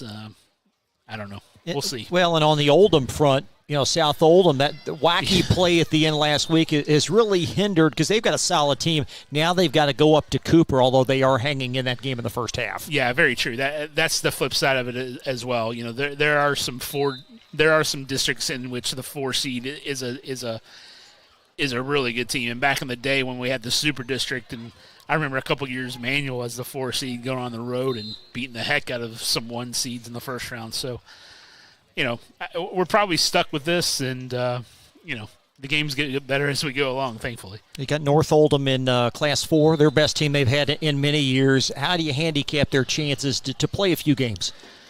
Yeah, I can't. Do you know who they play in the second round? I can't remember who they're matched up with. After Sales, maybe? Yeah, that sounds right. Yeah, I think that'd be a winnable game for them. I was thinking, do they have to play Franklin County anytime soon? But, they have Colin Daniels had a heck of a season. Those 2 receivers, Schmidl and Tompkins, are very good. When they hired Brock Roberts, that was a great hire, and he's kind of showing why right now. But, they have an explosive offense, and when they're going, they are hard to stop. As we look at 6A for a moment, certainly Mail with a letdown last week. It appears they've responded well tonight. What's the ceiling for them here this month? It depends on their health. I mean, I think that's the big issue for them. Are they going to be healthy? They've lost, arguably the best running back in the city, and Chase Burton. He's not coming back, and that offense looked. Chris Wolf described it as a second scrimmage of the year offense. That's where he felt like they were after that Manual game, and he knew they had to make some changes, and they had to make them quick. So we'll see. I think they'll probably get to the third round, and then we'll see what they can do. You had mentioned this before, that you feel like 6A is just so wide open. Have Manual and Trinity maybe distinguished themselves a bit? I think so, and I think it's because of their health. As we said, Mail's banged up. St. X is really banged up as well. So I think just health-wise, Manual and Trinity kind of have the lead in that conversation, and that's why I made my pick. I have those two in the final, and we'll see if Manual can actually get that first state title since 1966. Enjoy the second half. Thank you for stopping by, as always. Thank you. That's Jason Frakes. We'll step aside. Marty Lowe will join me next. We'll update the score ticker, and we'll talk more about this first half. 7-3 at the turn. Oldham on top from Glycod. For dependable, friendly heating, cooling, electric, and plumbing service, it's Kinzer & Kinzer at 200 East Jefferson Street in LaGrange. Locally owned and operated since 1983. Call 502-222-0497. You cannot depend on Beth to choose the best meal to go. Is that soup? No, thank you. But you can always depend on her car starting because she has an Interstate battery. Outrageously dependable. Come by Interstate Batteries, 1510 Production Road, Jeffersonville. From tools and equipment to tips on finishing your project, see the helpful folks at Crestwood Hardware, your locally owned Ace Hardware store. Built on more than a century of service, Crestwood Hardware offers Oldham County's best and most convenient selection of products for your home, farm, or garden. Visit Crestwood Hardware at 6536 West Highway 22, phone 502-241-8491. And for rewards when you shop, download the Ace Hardware app. Glycod on YouTube is Kentuckiana's fastest growing high school sports video site. When you click to subscribe, don't forget to tap the bell and be notified of our upcoming live broadcasts and other unique video content. Subscribe for free now at youtube.com/Glycod. Time matters, and when you need a fast and easy car wash, try Clementine's. Family owned and open 24 hours a day. Clementine's is a touchless wash that can make your car look as good as new in as little as 3 minutes. Visit them at Kroger Fuel Center at 2010 Highway 53 in LaGrange. Clementine's, a proud supporter of high school athletics and juiced by Thomas Car Wash. When you need protection and peace of mind with superior service, contact Jay Hall at Insurance Associates in LaGrange. Choose from their range of policies that cover what you value most, including dozens of top-name insurance companies like Westfield. For more information and a free no-obligation quote, call 502-222-9558. Insurance Associates at 204 West Jefferson Street in LaGrange. Insurance for all areas of your life.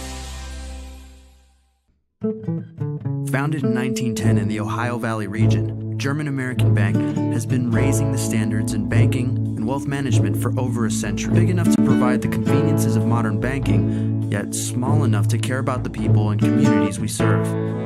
Because we believe that when a community thrives, its people prosper. We're lending more than money. We're lending a hand. German American Bank, building our community together.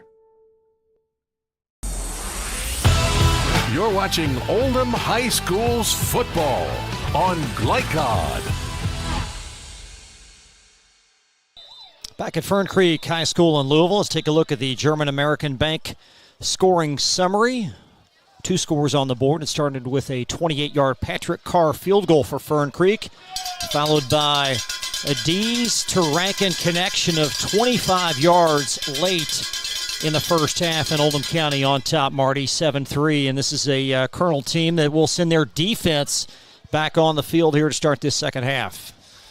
Yeah, we'll see how at 7-3 right now, and see how Fern Creek decides they want to get back in to this third quarter with their play calls, and I definitely would expect they would start on the ground with Cawthron running that ball. But Oldham County's defense, I'd like to see a little more energy out of them as well, in this run game. We're maybe rolling some people up in the box. That's definitely what I would see the adjustment being made at this juncture.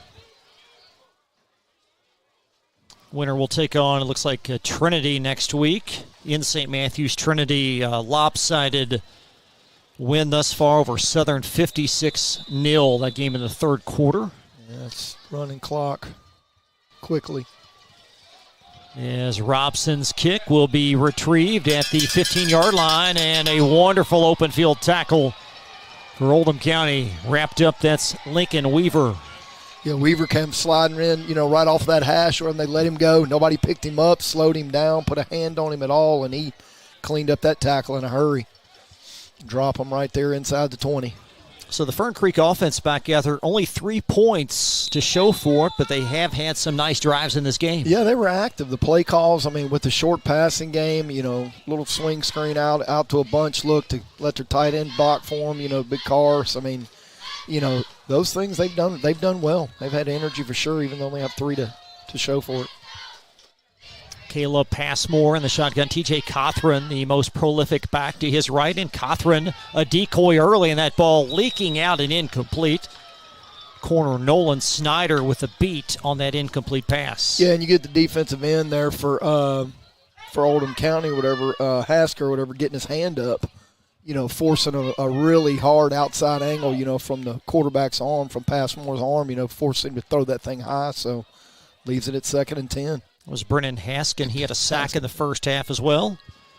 2nd down and 10 for Fern Creek. Now Passmore finding Cawthron. Cawthron slipping through that small hole, and he'll take it up for a crease of about 3 yards. Yeah, tackle by committee on that zone, forcing him to bounce it, which allowed the linebackers to come over the top and really get him on the ground, before he could really make too many cuts to get free. So now you've got 3rd down and long. Yeah, good pursuit by the defense, especially. This would be a big stop for this Oldham County defense to try to get off the field here on the first drive of the second half.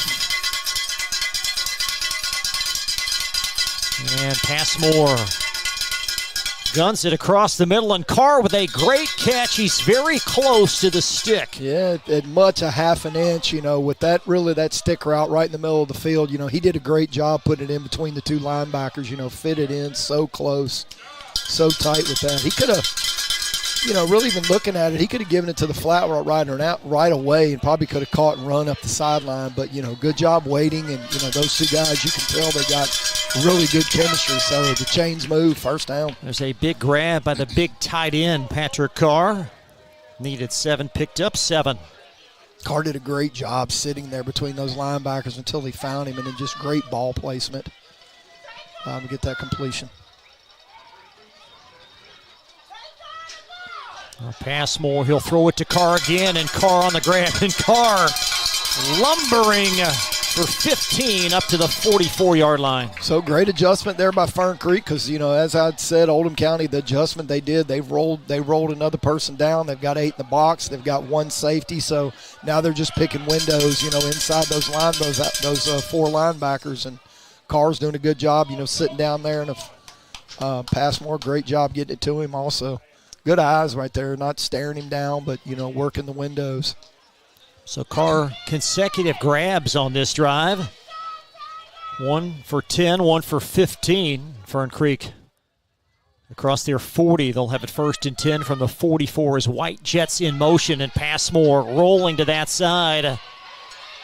Caleb Passmore calls his own number, and he'll angle out for about 3 yards across the 45. Nothing wrong with that, tuck it down.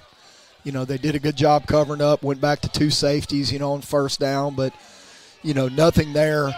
Ran out to the right, continue to work, with his eyes, but nothing there, so nothing wrong with tucking it down and getting 2 or 3. And that's Haskin again with some pressure around the edge. That quarterback run, whether it's, from design drop back, quarterback draw, or, design run before the quarterback run, it really does help an offense out. Second down and long. Cothran on the totem. Cothran, he was so prolific in the first half, will take that for 6. Yeah, he took it for 6. I thought he was going to cough it up, coming trying to get his pads out. It looked like the ball was coming out, but maybe I unfortunately saw that we got a guy down or injured right now. But he hit that hole fast. Definitely get himself into third medium. Got an Oldham County injury. We'll take a quick 30-second timeout. Third down and short for Fern Creek in just a moment.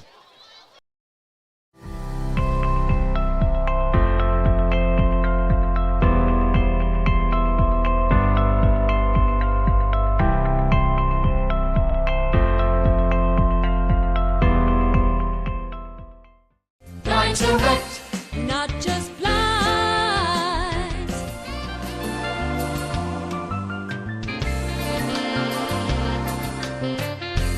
Blind direct, not just blinds. You're watching Oldham High School's football on Glycod.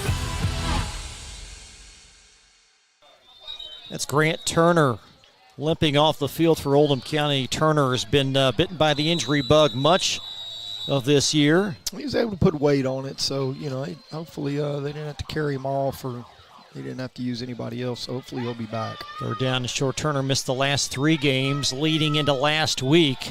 Just now back in action as pass 4, 3rd and 3. That ball caught for a first down up across the 40 to the 38-yard line. It's a really good job there with them.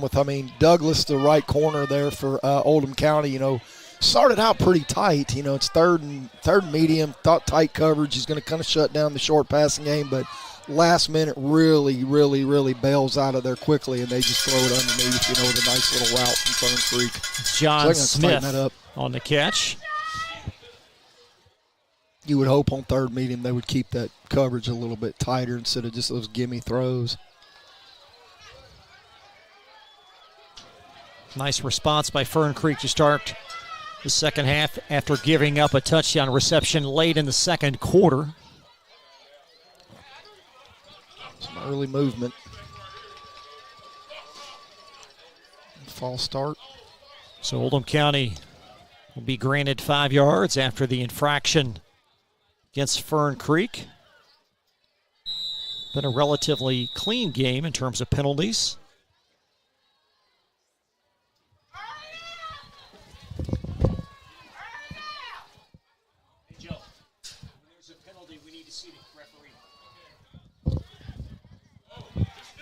First down at 15.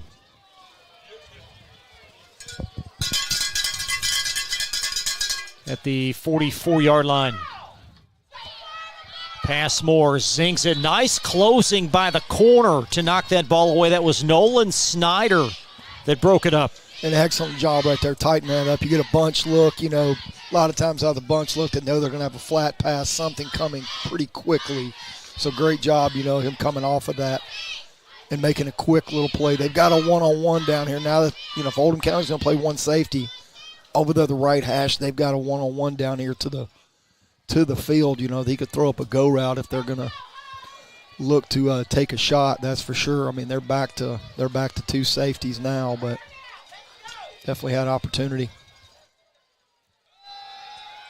Second down and 15. That ball thrown to the second level, and White aggressive after the catch, and he'll power through tacklers. Yeah, just excellent levels concept. They're using Carr, deep 10 and in, and then they give a little short 5 and in, and then the running back swinging outside, and he just works that levels look with his eyes and ends up to his second read.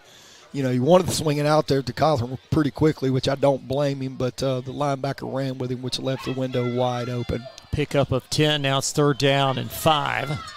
Opening drive of this third quarter. TJ Cothran on the tote, and Cothran shaking free and picks up a first down.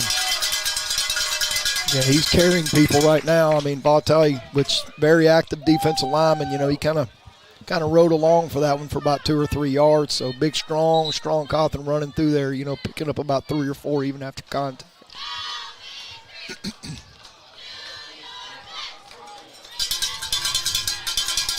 Tigers at the Oldham County 26-yard line. Really like the patience of their offense right now. The same of the first series of the game. James White in motion.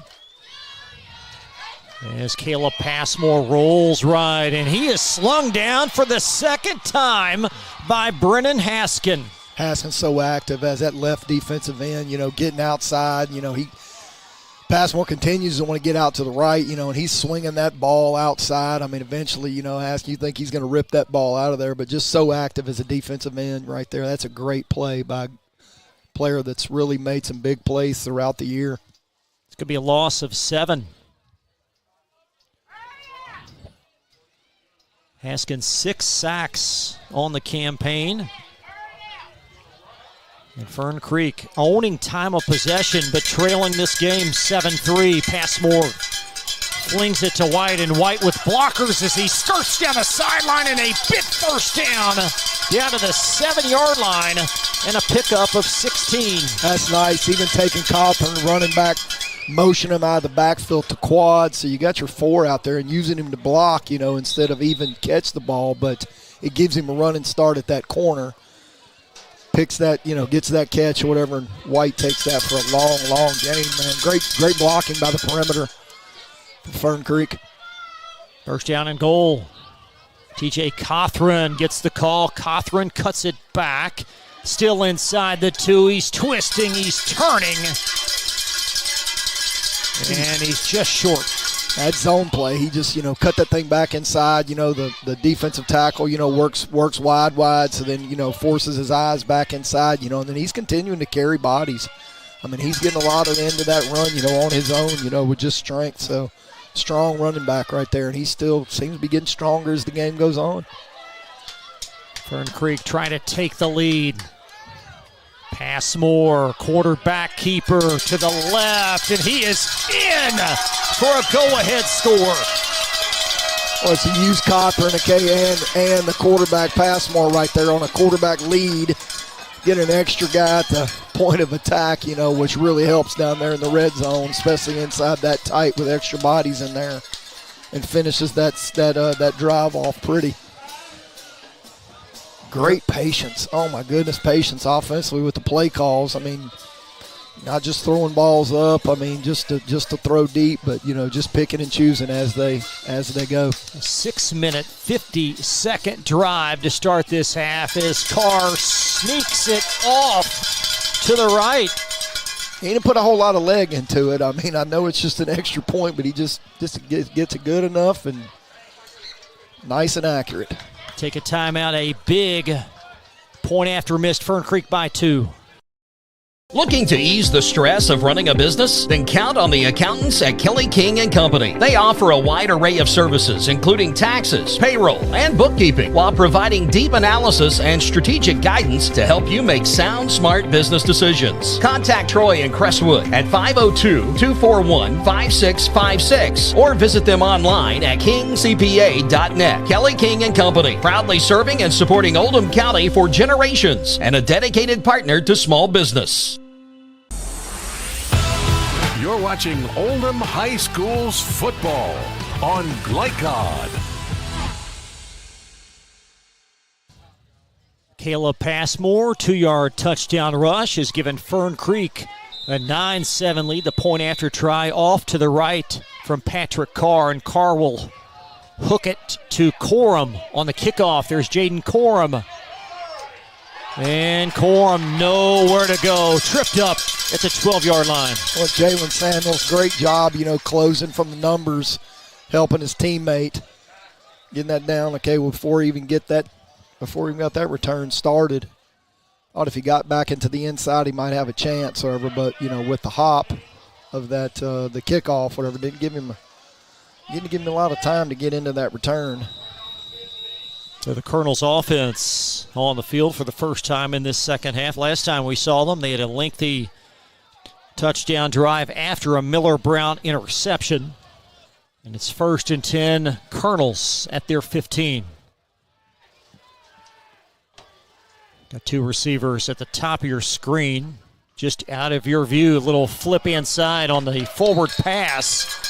And it's grabbed for a couple. Yeah, so you get a little misdirection. I mean, the same thing of just letting your running back in the backfield work out and keep your big Division I defensive end out of your backfield, and trying to counter it back inside. So, good opening, to try to counteract that a little bit, especially when you're on the right hash. And, he's definitely he's on the right side of the defensive as a defensive end. It was Jackson Martin on the catch. Martin, 2 touchdown receptions last week in his return after an 8-game absence.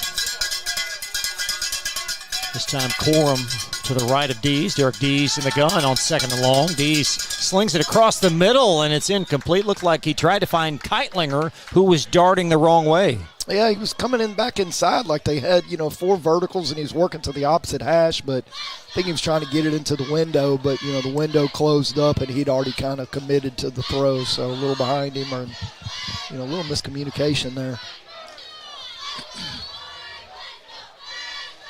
And now you've got a big 3rd down for the Colonels. Yeah, it was good by D sitting in the pocket too, setting his feet, wasn't too antsy.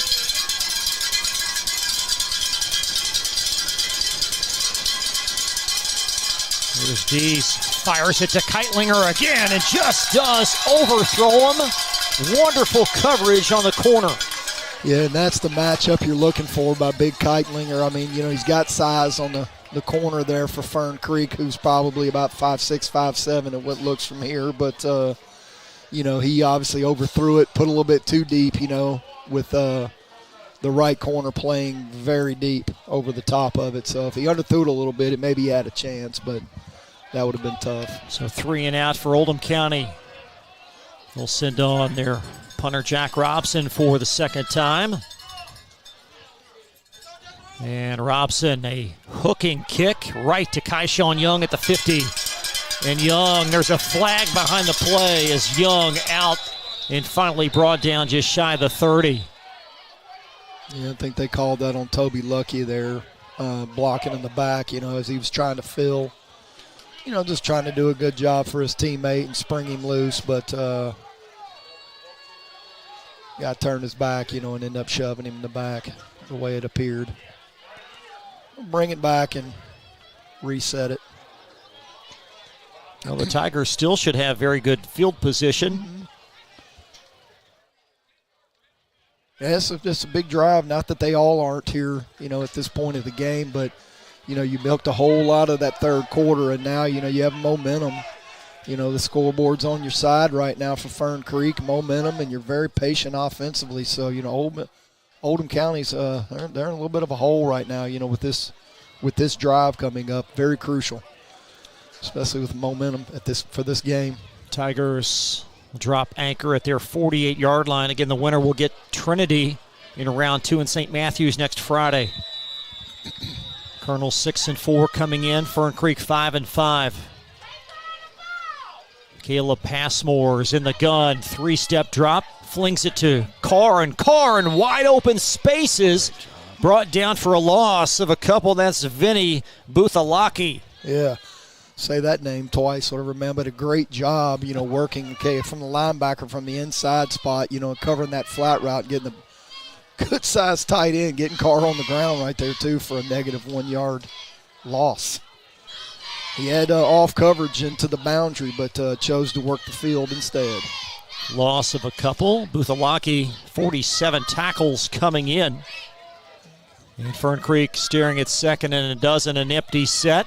Cothran on the swing pass. TJ Cothran with a burst and a 1st down is Cothran breaking it down the far sideline. And Fern Creek lunging to the goal line. Oh, I love it. As TJ Cothran is in. Cochran's energy, you just love it. I mean, trips to the field. They swing him out of the backfield. They're blocking like nobody's business out there, on the perimeter. Which that's the first thing you notice, okay? But then when he hits the line of scrimmage, I mean, he hits a gear. And, he ran through arm tackles and everything, 2 of them there at the end, okay, to finish that off, okay? That is a beautiful play. Love the energy. TJ Cothran, a 53-yard touchdown reception. And now due to the earlier 2-point, make that an 8-point lead, you would think Fern Creek would go for, obviously, the go-ahead PAT here. One would think.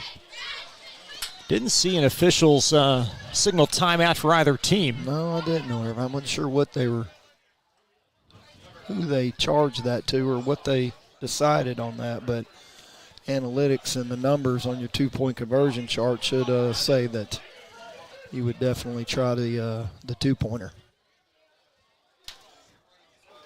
Wonderful pass as well by Passmore. We've seen that a couple of times on those swings as he flips it right out to Cothran on a stride. I mean, just beautiful. He looks downfield, kind of holds the linebackers and keeps them where they need to be to help his perimeter guys work angles on the blocks, and then just flips it out there before the defensive end's hand, bats it down, hits him in stride. I mean, he did not have to slow down on that catch whatsoever. Still uncertain as to why there was a delay. They're going to kick it. Yes, Petrikar back out for a very important point after trying to make it a 2-score game. And the hold is down, and the kick, and Carr belts it through. Fern Creek leading Oldham County 16-7. More coverage in just a moment from Glycod. Yep. Are you a parent battling with raising your child in today's fallen world? You're not alone. The Operation Parent Handbook is your beacon of hope with info and guidance on social media, vaping, anxiety, and more. It's a resource that equips you with the guidance and conversation starters you need in your parenting journey. Use discount code KIDS at checkout to get 10% off any handbook. Visit operationparent.org to reclaim your confidence as a parent. Operation Parent, you've got this. You're watching Oldham High School's football on Glycod.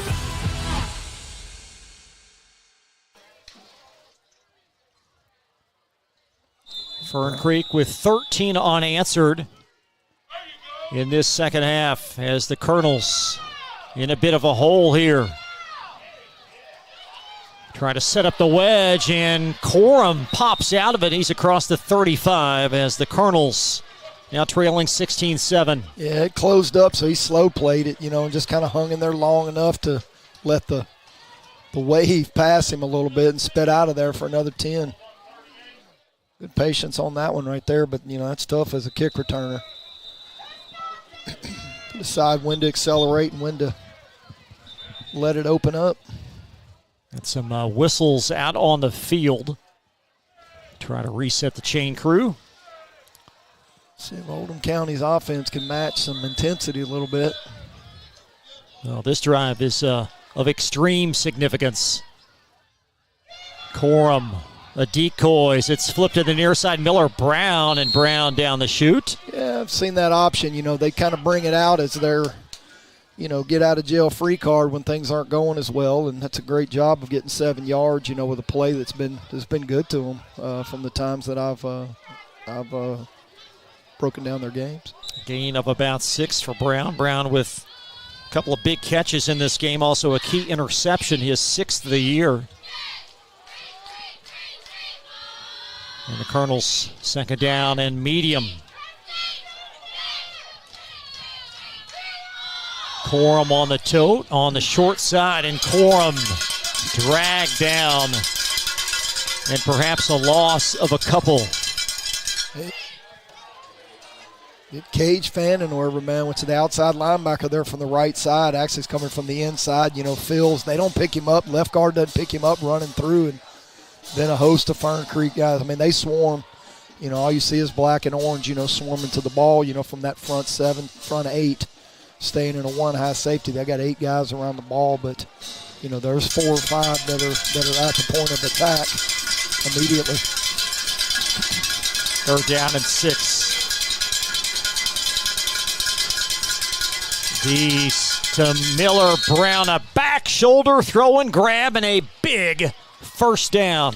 Yeah, right corner. I mean, he plays off a little bit, but, watch Dees' quick drop, and he immediately stops his feet and tries to drive on it, and then a great ball placement by Dees outside like that on that back shoulder allows you to get the completion. Moving the chains, that's an excellent momentum play right there. It was a well-timed play, executed very well in all facets. From the 50, it's 1st and 10. Winding under 90 seconds in this third quarter. Oldham County led 7-3 at half. Fern Creek, 2 possessions, 2 scores in this third quarter. Brown in motion, and the Colonels flinch. Get a first down and then back it up 5. Looks like Jackson Martin near side might have gotten an early start.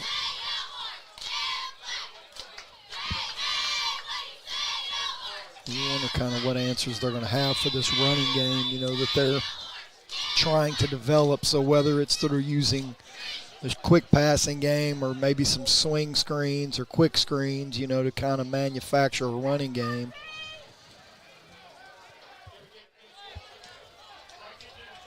From their own 45.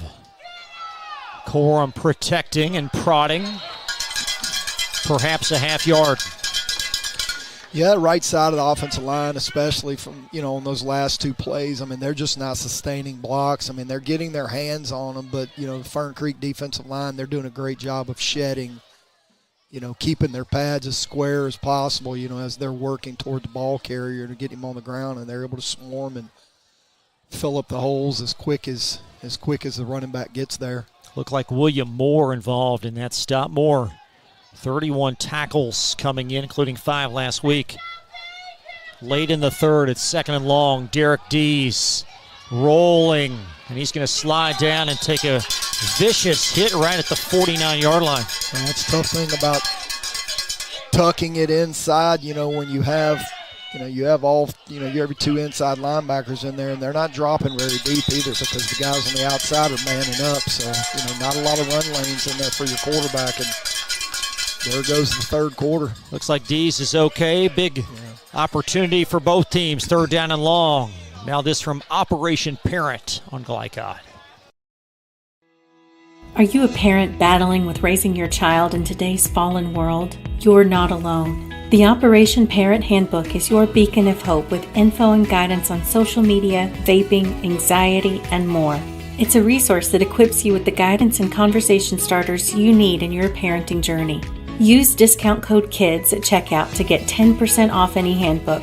Visit operationparent.org to reclaim your confidence as a parent. Operation Parent, you've got this. You're watching Oldham High School's football on Glycod. Let's take one more look at this play as Dees takes a vicious hit here as we wind it up. Take one more look if this replay will cooperate, and it won't. So it's 4th down. Check that to 3rd down and 10. Yeah, he was just trying to he definitely needs to get down a little bit earlier, and took a shot up top quickly. Chris Lamar, Marty Lowe, our camera operator, Joe O'Million, Steve Bird, our executive producer, and the Colonels. A big 3rd down, Marty. Yeah, 2 safeties deep. He's back to throw on 3rd down and long. Facing heavy pressure, Dees slings it to an open target and just a little bit high, trying to find Tim Rankin. Both sides, offense and defense, were uncomfortable right there. Fern Creek and 2 safeties, which they really have only been in 2 or 3 times the whole game. And then, you get Dees scrambling around back there. Do I keep it? Do I run it? But the biggest part is getting his eyes up. If he'd have done it early enough, that definitely could have happened a lot quicker, and then obviously Rankin getting turned around and, he kind of got corkscrewed into the ground. Got an injured Fern Creek Tiger before 4th down. It's an official's timeout. We're going to keep things here as the Colonels appear set to go for it here on what is a monumental fourth down play. Yeah, I mean, had a chance to make that play too. I mean, I know it's 4th and 11 now, but things break down. D's doing a good job, keeping his feet active and then, seeing his eyes, whatever, man, go down, whether he's going to run it and then flip it out there. And, you get a receiver that's going to get open like that and continue to work with you. I mean, you can really, you really break the defense's back, just kind of like a quarterback run does as well in those situations where you think you got them. So now big decision here, though, as far as what Oldham County is going to try to work the middle of the field, or they're going to try to go one-on-one and go deep. And, even if you throw it up and give up an interception or something, it just turns into a punt situation, I guess, too. So, this is kind of a crucial part of the game for them, with the momentum of it and obviously down by 9, down by 2 scores.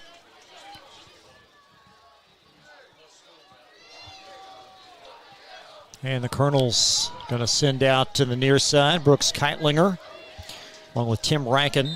Here's where you turn Moten, your pass rush specialty. You turn him loose on everything, like go get him.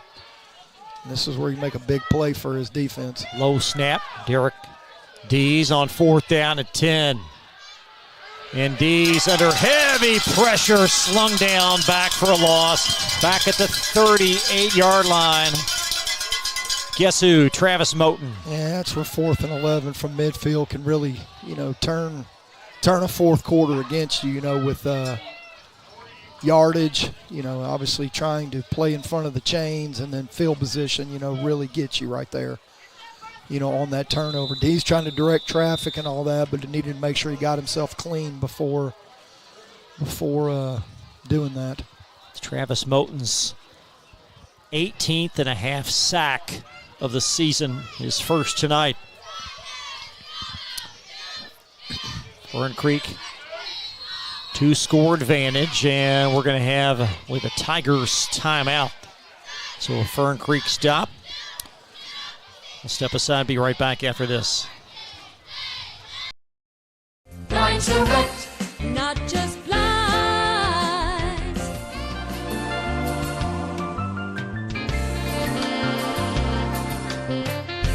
Blinds direct, not just blinds.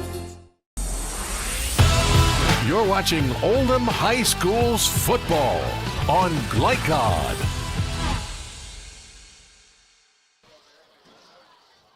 Fern Creek football with 11:37 in this fourth quarter.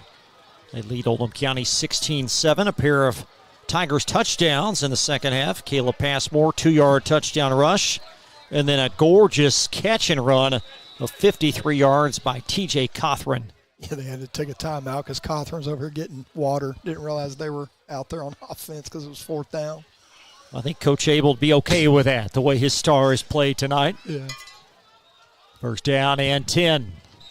And we've got some movement and a whistle.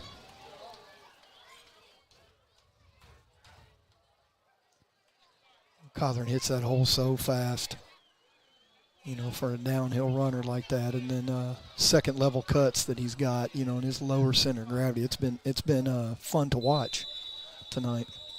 Second time we've seen this crew with an obvious penalty. I haven't seen any laundry on the field. Mm-mm. They just call it and go. Yeah, it's been pretty clean. I mean, you get playoff time and, letting them play. But, I mean, anything that, isn't obvious, but you haven't, seen many holding calls, especially with as much as you've had the quarterbacks, especially D's, getting out there running around. You typically get a few more of those.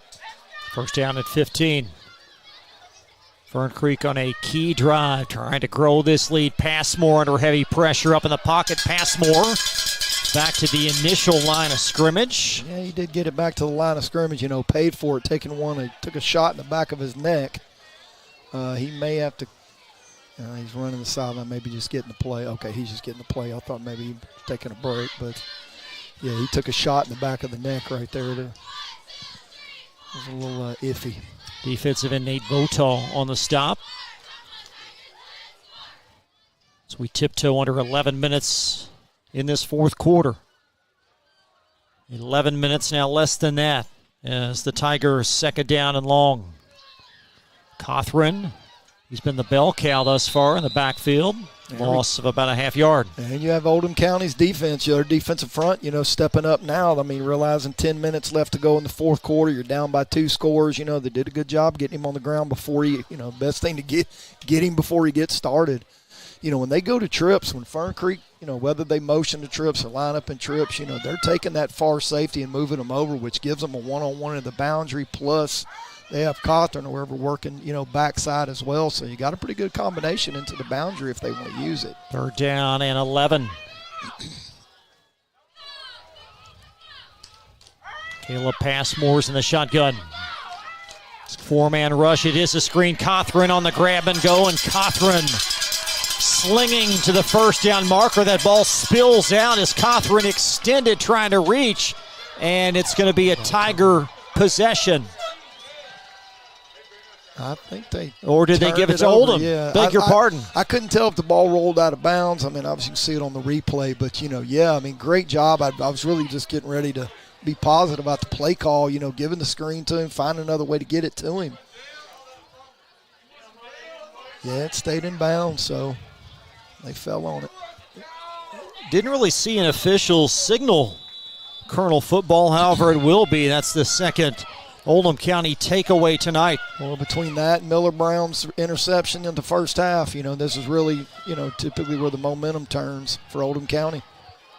Colonels on the sudden change. They're going to flip it to Jaden Corum, and Corum tries to bounce it out. And Fern Creek will have nothing of the sort. Yeah, and they're still kind of being hard-headed, tall sweep.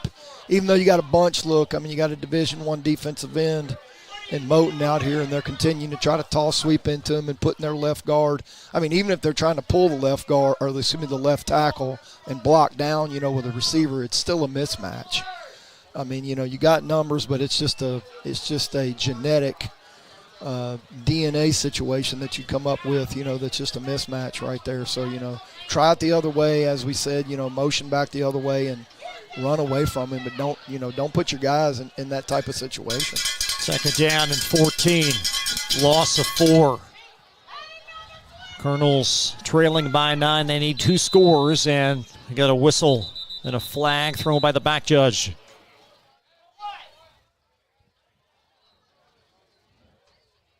Likely on Oldham County, it will be a delay of game. And you get Caleb Wilden, their left tackle over here, and putting him in that situation, to have to try to make that play against him. It's not that he hasn't played well all year. That's a great guy, but there's some things they can do to help him out. 2nd down and 19. Dees guns it to the middle of the field. Wonderful interception at the 40-yard line. Great job right there. Linebacker drops. Corner's just sitting right in between. The deep ball, the post goes over the top. You get the outcut, that's coming second level. He could have came off of it and thrown the flat route, but decides to go to the second level, and ends up throwing the interception. Jaden Jackson with the pick. Yeah. That's the corner sitting there, for the mid-level throw, and he doesn't come off of it, just kind of stayed glued into him. D's 8 interceptions coming in. He's thrown 2 more tonight. Fern Creek's DBs, they've done a great job, really covering the deep ball, keeping everything in front of them, even if they've gone up and made a play.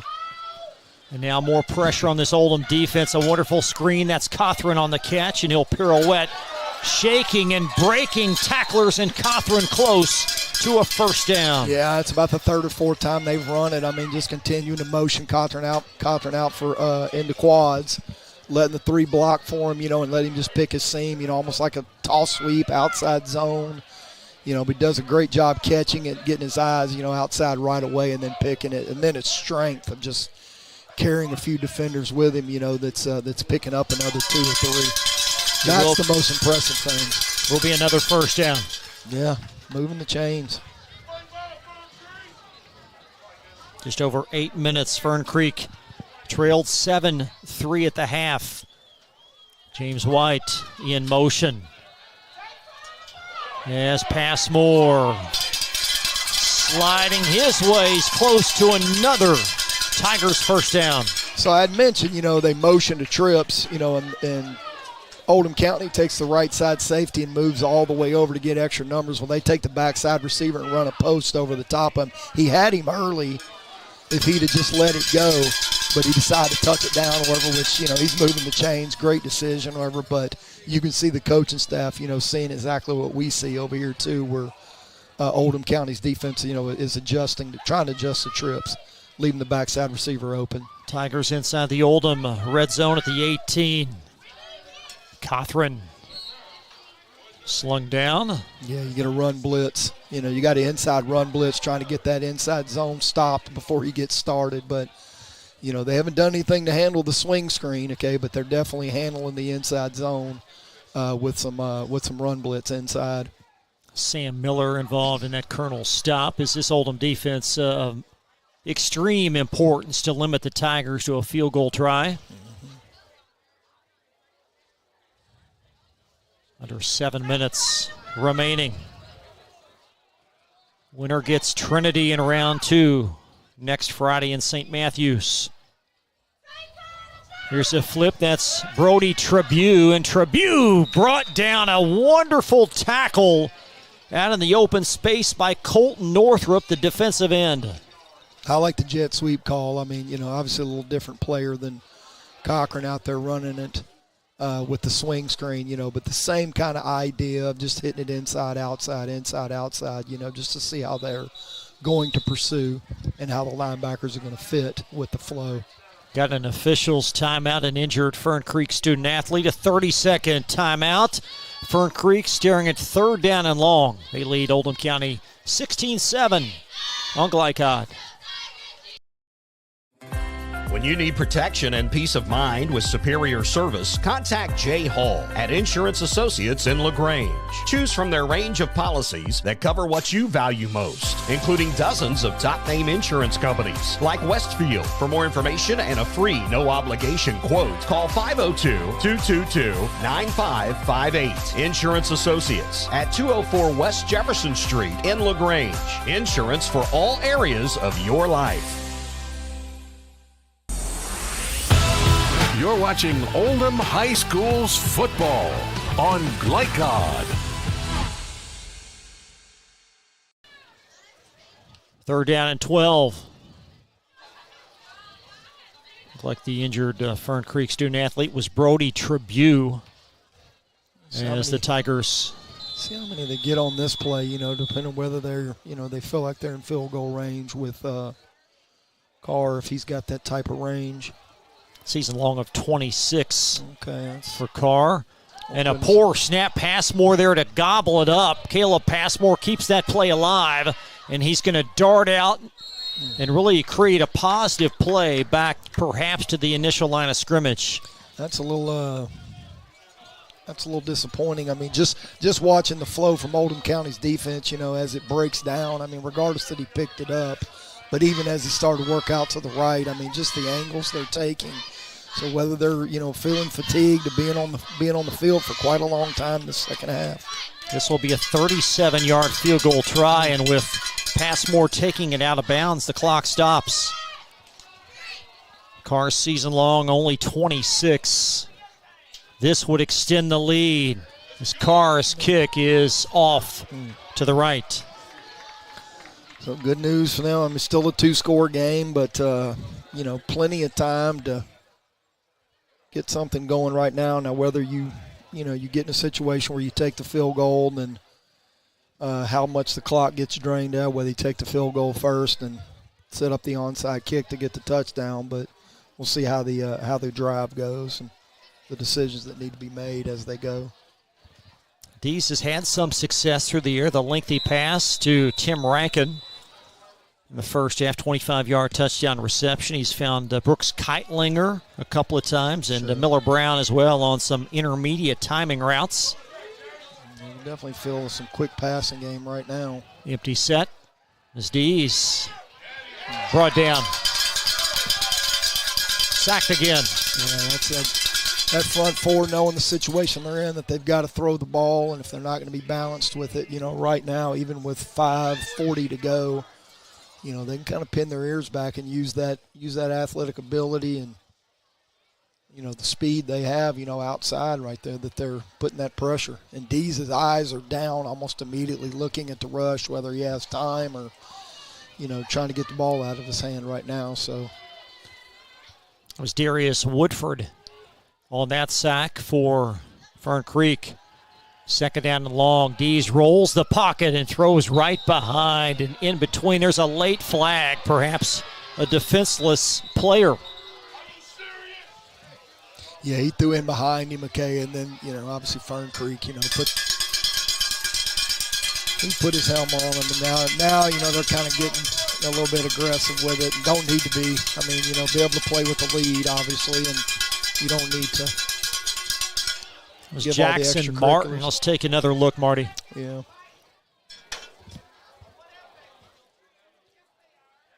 Yes, he reaches back to get it, so, you know, the guy's scraping, you know, it's kind of running. I didn't think it was like, you know, it wasn't huge. It's TJ Cothran that will be whistled, and Jackson Martin has battled some injuries this year, missed 8 games in the middle of the season, and he will be attended to. We'll take a quick timeout. Oldham County and Fern Creek live tonight in Louisville. Be right back after this. Blinds direct, not just blinds.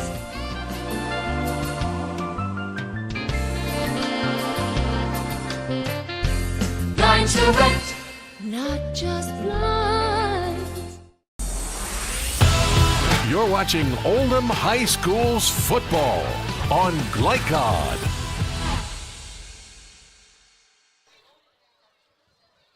Martin off the field as he's able to move off the field with some assistance on each shoulder, and it's first down and 10 after the 15-yard mark-off. Well, the happiest people on this field right now is that defensive front. I mean, you know, regardless of the penalty right there, but, you know, they still got a long way to go, you know, on this drive, and now we're getting down to 5 minutes. Well, I beg your pardon, it won't be a first down. It was second and 16, so it'll be second down and just 1. So not an automatic first down, just the yardage. The second and short Oldham. As Dees slings it, he's trying to find his big tight end that was held blatantly coming up the field, and there's no call. Yeah, that's one you think, you know, they would throw out there. You know, eyes should be right on there because it's at the, you know, ball's hanging in the air. Yeah, that was pretty blatant right there. You know, grab jersey and all, but that was Lincoln Weaver. Didn't get the call, so still third and short.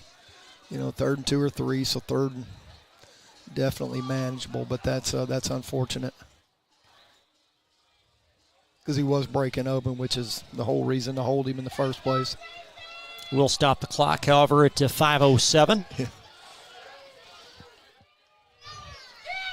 Needing a yard, and Corum, second effort. Forward progress will be a first down. Whew. Yeah, I mean, just laid out, kind of laid his body out to get that first down right there, even though they had him around the ankles, whatever. But just trying to move the chains, you know, continue this movement. But ball's got to come out of Dees, come out of his hands, make a quick decision, live with it, and don't let this defensive line get pressure.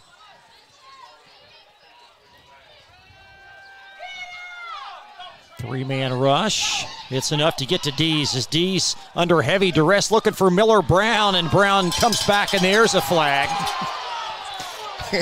And that's, you know, it's kind of, you know, it's kind of a bang-bang, and, you know, that was kind of one where I may not have called that one, but because of the call before, you know, the makeup, and kind of always works out that way at times, but, you know, it maybe deserved it. I guess deserved it, too, from the last one because it was so blatant. Going to get these fans on the near side all riled up. Hey, I'm telling you what, it's not like the fans at home can't hear it. You're getting a cowbell or some boos at this point, but, you know, the home faithful. I'm sure Matt Fowler's at home and fired up for these Fern Creek Tigers. Up to the 46.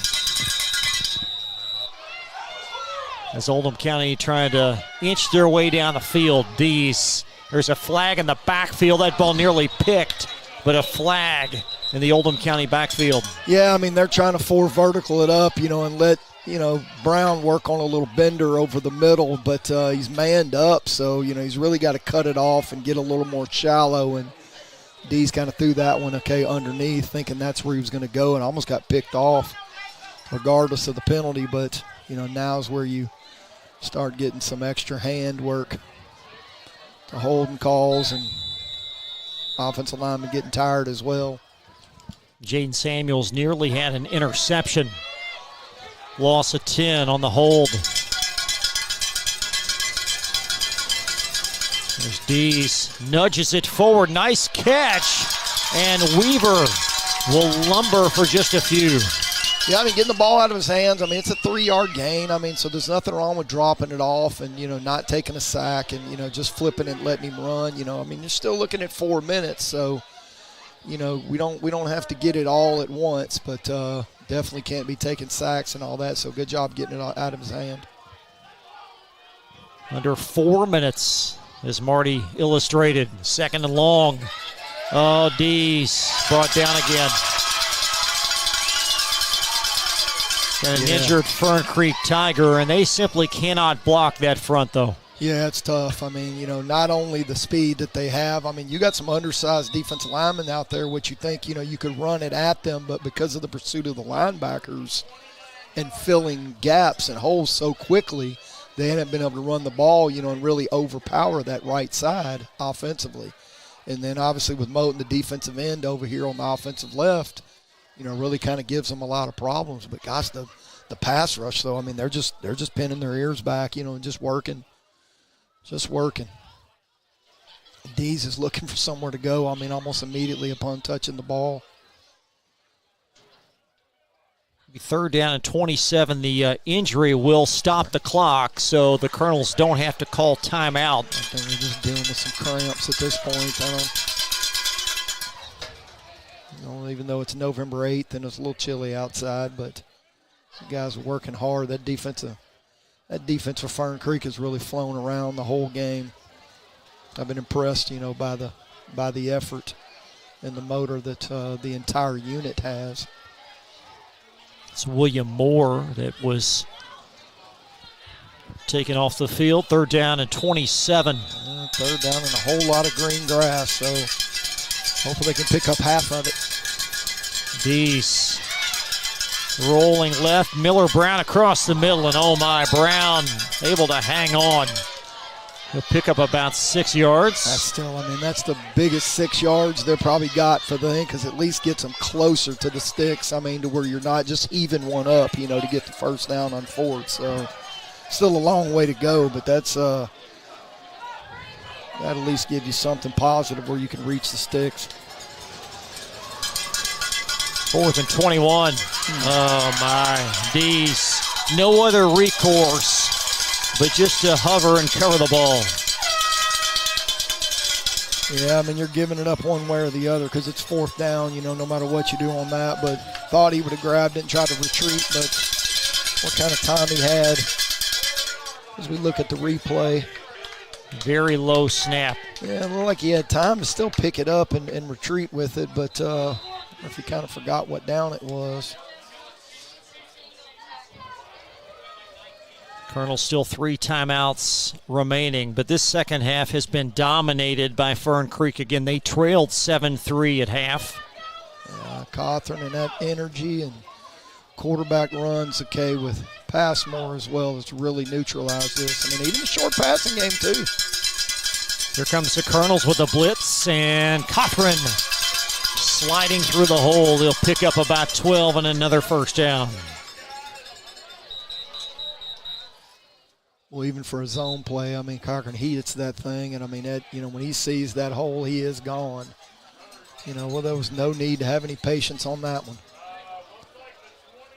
Got another injured Colonel. 40. And that's Vinny Buthalaki. Yeah, I tell you what, I'll let you pronounce that last name. Colonel's team has played very hard tonight. But certainly the execution maybe not what we've seen at times this year. I mean, the defensive line, you know, for Fern Creek, and then the running of Cochran, I mean, just so much, so strong. Just, you know, continuing, you know, just the motor, you know, the entire game. And it's really allowed, you know, the situational football, you know, the down and distances and being able to handle the field position as well. I mean, him taking a swing screen and going 50-some-odd yards for a touchdown. So all those have definitely been the difference. Buthalaki, good to see him at least be able to move as he lumbers across the field. You just think about Fern Creek. I mean, even their offensive line of getting their hands on them immediately because they know their running back. They know Cochran's going to hit it so fast that if they can sustain a block for, you know, a second and a half, 2 seconds, they're good.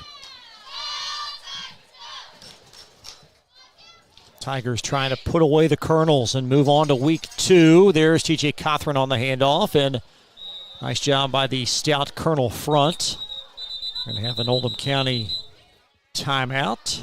Trying to hold on to Father Time right here at this point, but, you know, sitting at 2nd and 11, you know, just running the football. You think they may try to work something outside on this next play and make sure they stay in bounds to force them to use them all.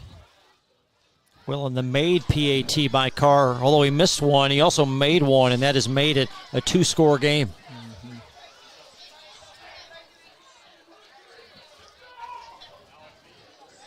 Colonels having a very solid season, 6-4. Coach Sean Little named District Coach of the Year, as has Fern Creek's Josh Abel. Yeah, they both, I mean, solid seasons. I mean, you know, in their respective districts and, you know, regardless of who else is in their district as well, with either Male and Fern Creek or Trinity and Oldham County. I mean, you know, play the schedule, see how it plays out, and knowing they'd already played each other early. But, you know, those early games, I mean, there's so much to still be understood at that point. And then coming in tonight, how it all unfolds. And it's they say it's tough to beat them the third time, but right now Fern Creek's in control of the second one. There's Passmore, 3-step drop, slings it looking for Carr. Carr turns around, grabs it, and takes it down inside the 5-yard line. I like that. I mean, I heard the pregame talk where he said, you know, he's old school and everything, but, you know, he didn't hand the ball off. He threw it, you know, on that down and trusts his big tight end and his senior quarterback. And, you know, here you are, you know, first down and first playoff game, you know, inside the 5. This Fern Creek team, they're going to be, assuming this score holds, of course, significant underdogs next week at Trinity. But they've got some interesting pieces, this defense, and they certainly have some athletes as well. It definitely helps them in situational football. Have another whistle. Looks like a procedure on Fern Creek. I'll beg your pardon. It's off. Okay. It is on Fern Creek. Yeah, okay. Tigers will be called.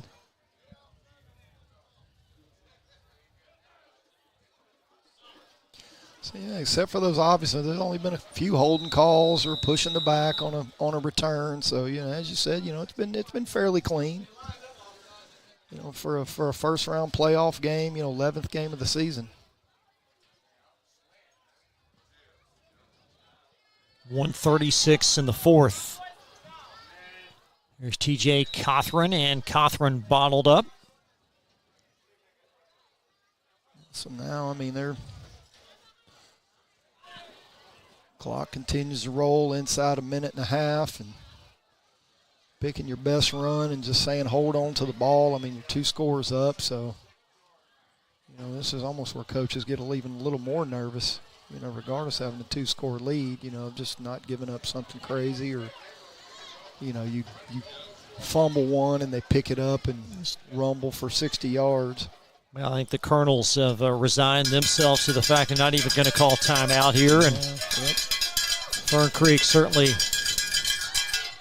going to be conservators. Passmore driving his legs. He'll be denied. home faithful is trying to celebrate this upcoming victory. And a solid showing by the Fern Creek Tigers tonight, from minute one.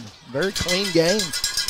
Both sides of the ball, very clean, patient offensively, active defensively. I mean, it's been a joy to watch, at least for my first game to call them at least this year. Saw them earlier just on my own, this season, but watching these athletes. This will be Fern Creek's first playoff win since 2019.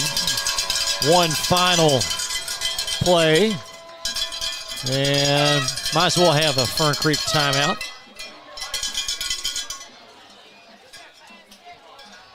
Just take a knee and go home, right? You would think.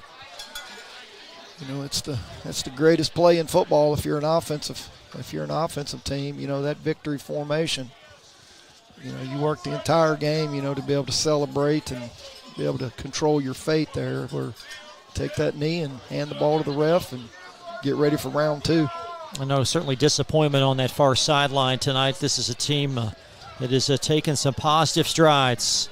In year two of Sean Little? Yes, they have. I mean, they've had a really good year. I mean, regardless of the last 4 weeks, and, season kind of went down a little bit, had some good opponents, but definitely, some strong things that Oldham County has shown this year as a program.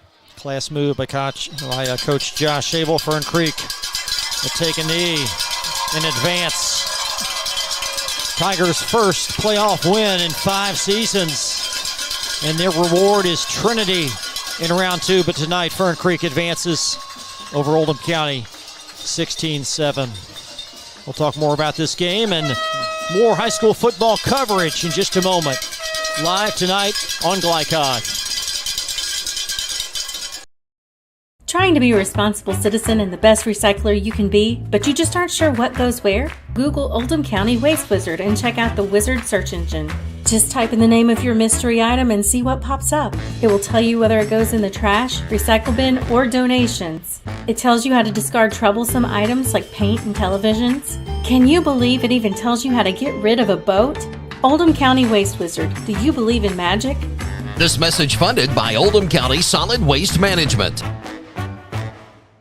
Looking to ease the stress of running a business? Then count on the accountants at Kelly King & Company. They offer a wide array of services, including taxes, payroll, and bookkeeping, while providing deep analysis and strategic guidance to help you make sound, smart business decisions. Contact Troy in Crestwood at 502-241-5656 or visit them online at kingcpa.net. Kelly King & Company, proudly serving and supporting Oldham County for generations and a dedicated partner to small business. From tools and equipment to tips on finishing your project, see the helpful folks at Crestwood Hardware, your locally owned Ace Hardware store. Built on more than a century of service, Crestwood Hardware offers Oldham County's best and most convenient selection of products for your home, farm, or garden. Visit Crestwood Hardware, 6536 West Highway 22, phone 502-241-8491. And for rewards when you shop, download the Ace Hardware app.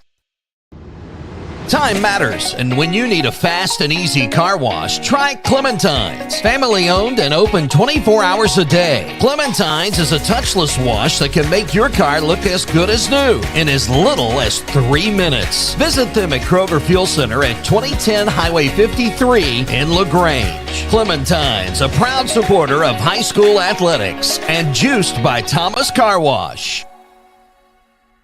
For dependable, friendly heating, cooling, electric, and plumbing service, it's Kinzer & Kinzer at 200 East Jefferson Street in LaGrange. Locally owned and operated since 1983. Call 502-222-0497.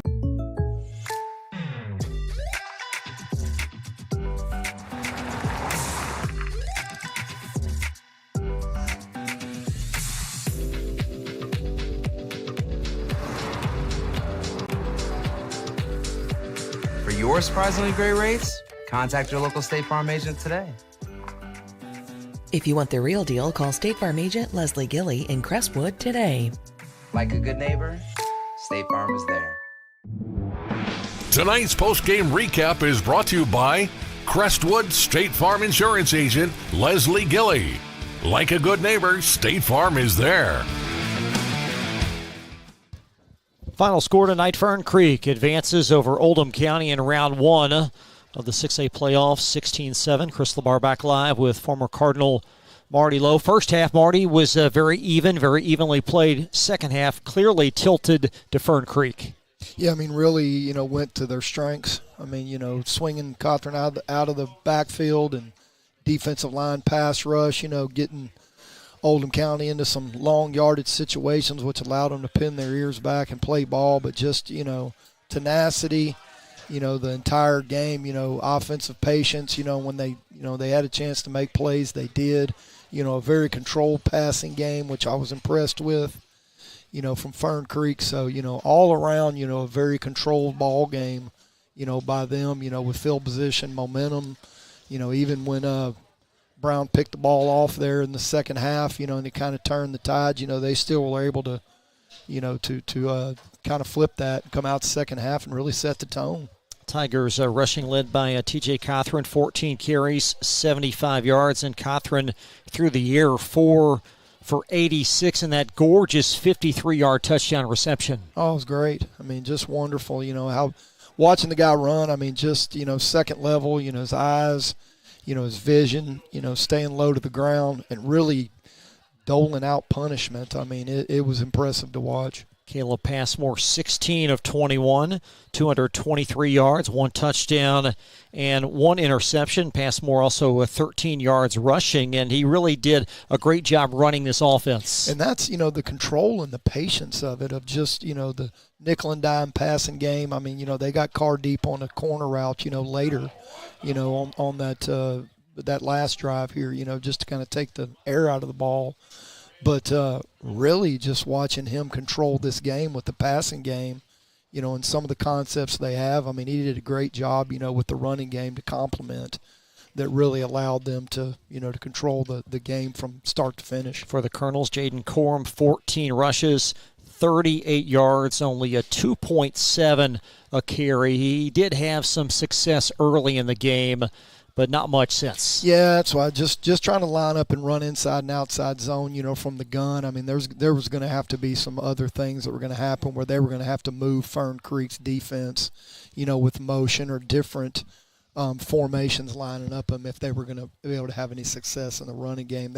Fern Creek was just too active. Not necessarily so much physical, but when you have that many people running to the football, it was just orange and black anywhere the ball went. But they definitely, Oldham County definitely was able to line up and just be able to run the ball clean tonight. Derek Dees, 13 of 24, 128 with 1 touchdown, 2 interceptions. Miller Brown, 6 catches for 74 yards. Brown, a couple of highlight reel catches, including his 6th interception of the season. That did lead to Oldham County's lone touchdown of the game, a 15-yard reception by Tim Rankin to close the first half. Fern Creek 16, Oldham County 7. We'll update you on our most outstanding players, and we'll talk a bit more about this game right after this timeout from Glycod.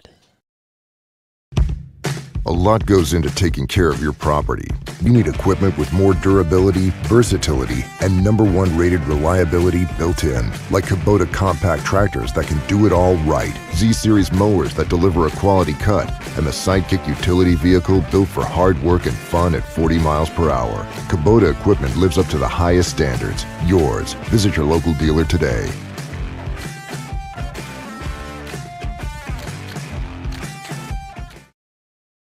For dependable, friendly heating, cooling, electric, and plumbing service, it's Kinzer & Kinzer at 200 East Jefferson Street in LaGrange.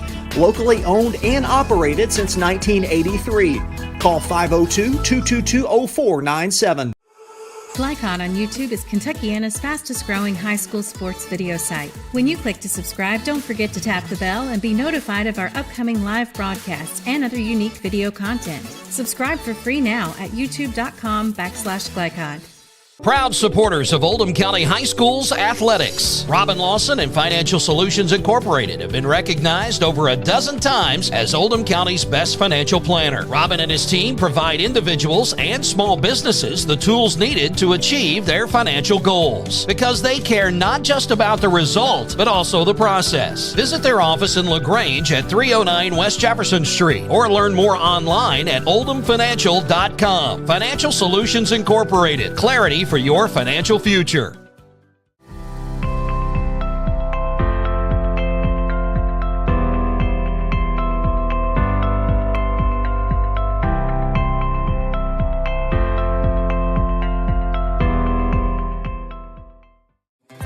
When you need protection and peace of mind with superior service, contact Jay Hall at Insurance Associates in LaGrange.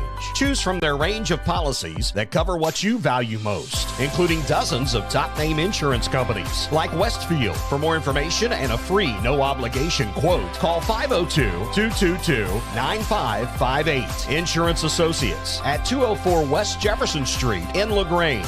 Insurance for all areas of your life. Founded in 1910 in the Ohio Valley region, German American Bank has been raising the standards in banking and wealth management for over a century. Big enough to provide the conveniences of modern banking, yet small enough to care about the people and communities we serve. Because we believe that when a community thrives, its people prosper. We're lending more than money. We're lending a hand. German American Bank, building our community together. You're watching Oldham High School's football on Glycod. Tonight's scoring summary presented by the great folks at German American Bank. You see the first scores occurring in quarter two and the second appearing in the second half, with Passmore responsible tonight for 2 Fern Creek touchdowns. Yeah, I mean, he really handles tonight. Granted, I can throw a swing screen out there, let a guy go 50 or whatever, if that's part of the deal. I mean, that's part of getting the ball to your guys that can make things happen too. But he distributed it well, made great decisions, kept his offense, in great situations, most, if not all of the game. What was the difference in your view in the second half? I just think defensive line for Fern Creek never allowed them to get going, Oldham County whatsoever. I mean, we can say the running of Fern Creek, from the running back and the quarterback position, that neutralizes that. But, that defensive line never allowing Oldham County's offense to even be balanced whatsoever, and that's what they want to do. They don't want to be one-dimensional. Our State Farm Insurance agent, Leslie Gillies, most outstanding player on the other side of this final timeout from Glycod. Are you a parent battling with raising your child in today's fallen world? You're not alone. The Operation Parent Handbook is your beacon of hope with info and guidance on social media, vaping, anxiety, and more. It's a resource that equips you with the guidance and conversation starters you need in your parenting journey. Use discount code KIDS at checkout to get 10% off any handbook. Visit operationparent.org to reclaim your confidence as a parent. Operation Parent, you've got this. From tools and equipment to tips on finishing your project, see the helpful folks at Crestwood Hardware, your locally owned Ace Hardware store. Built on more than a century of service, Crestwood Hardware offers Oldham County's best and most convenient selection of products for your home, farm, or garden. Visit Crestwood Hardware at 6536 West Highway 22, phone 502-241-8491. And for rewards when you shop, download the Ace Hardware app. LaGrange Service Center is a professional automotive service center that aims to provide the highest level of customer satisfaction. Their team is dedicated to performing honest and ethical work. Their experienced technicians make affordably priced immediate and scheduled repairs. Plus, they offer 24-hour emergency roadside assistance and much more. Located at 409 West Jefferson Street, or call 502-222-1673. LaGrange Service Center. Only your locally owned Cub Cadet dealer has genuine parts, accessories, trained service technicians, and the widest selection of innovative Cub Cadet products. We're here for you whenever you need us, with expert service and support to keep your equipment running at peak performance for years to come. Visit your locally owned power equipment dealer, Anderson Sales and Service in Madison, Crestwood, and our newest location at 1675 Waterson Trail in Louisville. Trying to be a responsible citizen and the best recycler you can be, but you just aren't sure what goes where? Google Oldham County Waste Wizard and check out the Wizard search engine. Just type in the name of your mystery item and see what pops up. It will tell you whether it goes in the trash, recycle bin, or donations. It tells you how to discard troublesome items like paint and televisions. Can you believe it even tells you how to get rid of a boat? Oldham County Waste Wizard, do you believe in magic? This message funded by Oldham County Solid Waste Management. Lines Direct, not just blinds.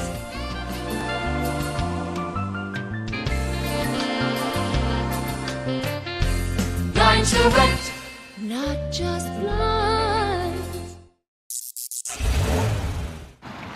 You cannot depend on Oliver's parallel parking. Hey, you got it, man! But you can always depend on his car starting because he has an Interstate battery. Interstate batteries, outrageously dependable. Come by Interstate Batteries, 1510 Production Road, Jeffersonville.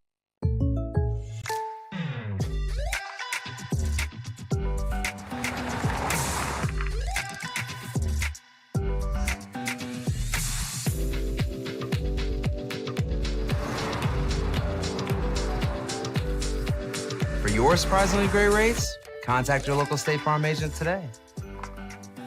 If you want the real deal, call State Farm agent Leslie Gilly in Crestwood today. Like a good neighbor, State Farm is there.